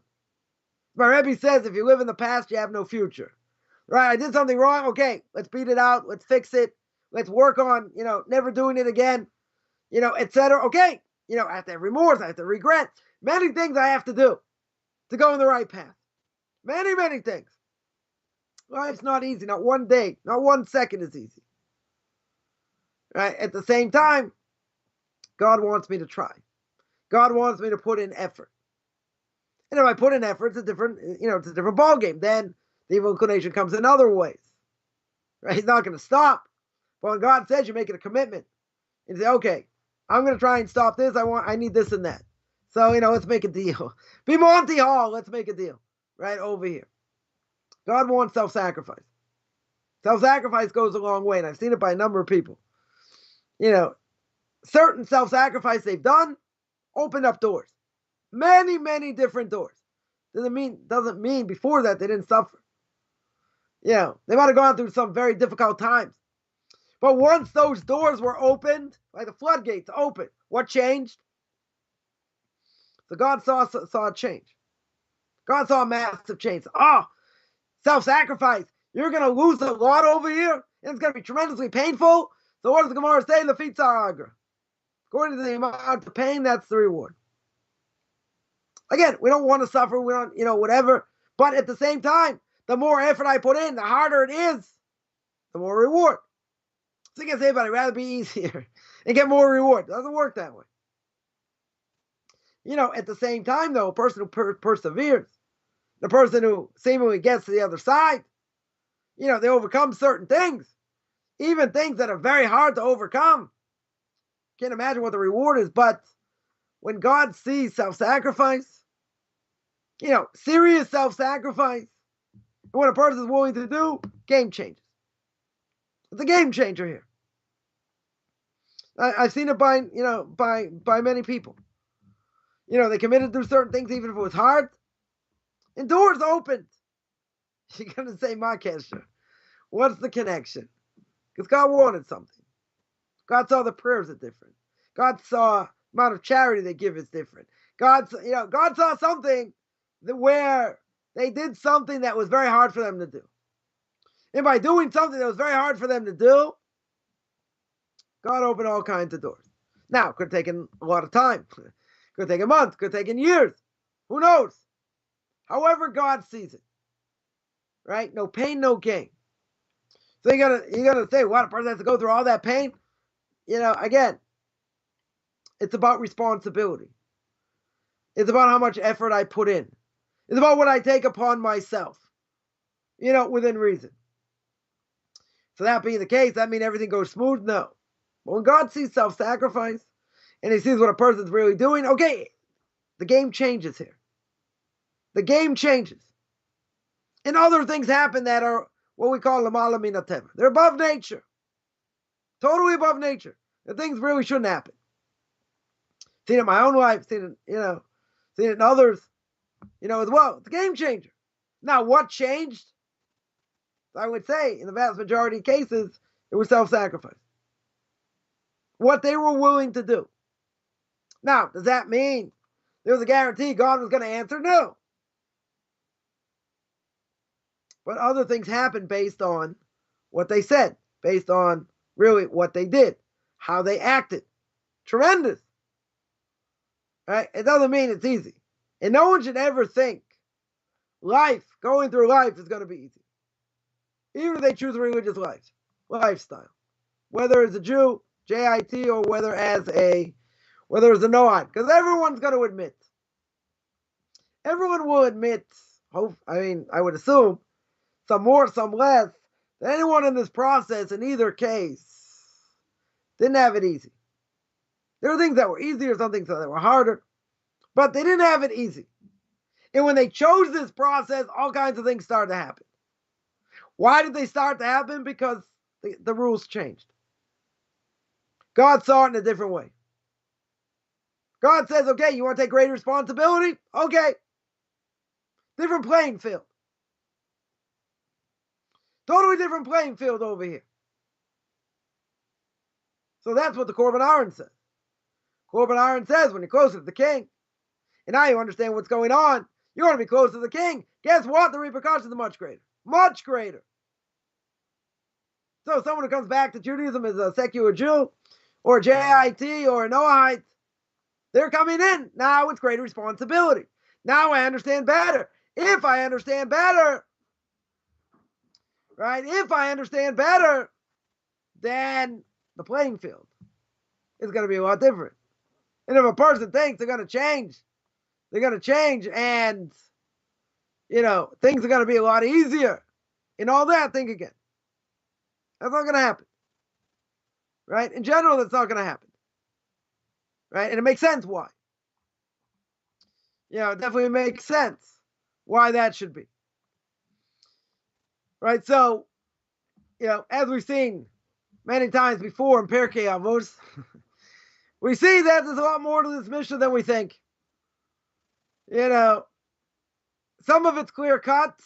Other things we're looking at that are not. Definitely not as clear cut. Which means that, next week, it's going to be part 2, right? Chapter 2, Mishna 9, part 2 over here. There's quite a bit to say. We're going to see other aspects of this Mishna. But what do we see? What do we see clear? That a person can never think, look, I learned so much Torah. I know so much more than someone else. So I'm going to think, God forbids, get ego or ego, depending how you want to say it. Right? A person's going to say, come on, look how much more I know than this other person. Look how much more I can fathom than someone else. And this person don't know anything. Can't even read Hebrew. That may all be true. So what? What do I care what someone else is doing, etc. Person over here could rest on their laurels, right? That's a really simple explanation. They can say, come on, look what I've done over here. Look how much I learned. And what does Rabbi Yochanan ben Zakkai? We're going to flush this out in a few different ways. What does Rabbi Yochanan ben Zakkai over here say?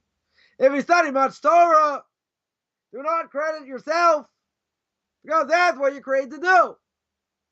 That's your obligation. Oh, you learned more, you learned this, you learned that, you learned the other thing.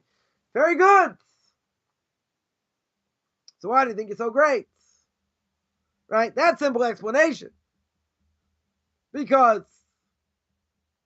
the Torah is as long as the earth, wide as the sea. So how can you really fathom, that much of the Torah, realistically? Because it's very deep. So you say, what? I'm learning and this and that. Okay. We mentioned what the Hovas Levavo says. We're only doing a quarter, a third, a half, not even, what we're obligated to do. And if that's the case, why am I resting on my laurels? Why in the world am I saying, oh, look what I learned, look what I did, look at everything. Look at everything I've done over here. Right? It comes along, Rabbi Yochanan ben Zakkai says, I beg to differ. I beg to differ. Why do you credit for yourself? That is what you were created to do. 100%. So don't think you're so great. We're going to see different aspects of this. Right? Then we're going to sing. See different aspects. Of what this is. No question. So at the same time, not as straightforward as a person might think. Now, we got a little bit sidetracked, right? We definitely got a little bit sidetracked on different things, good things.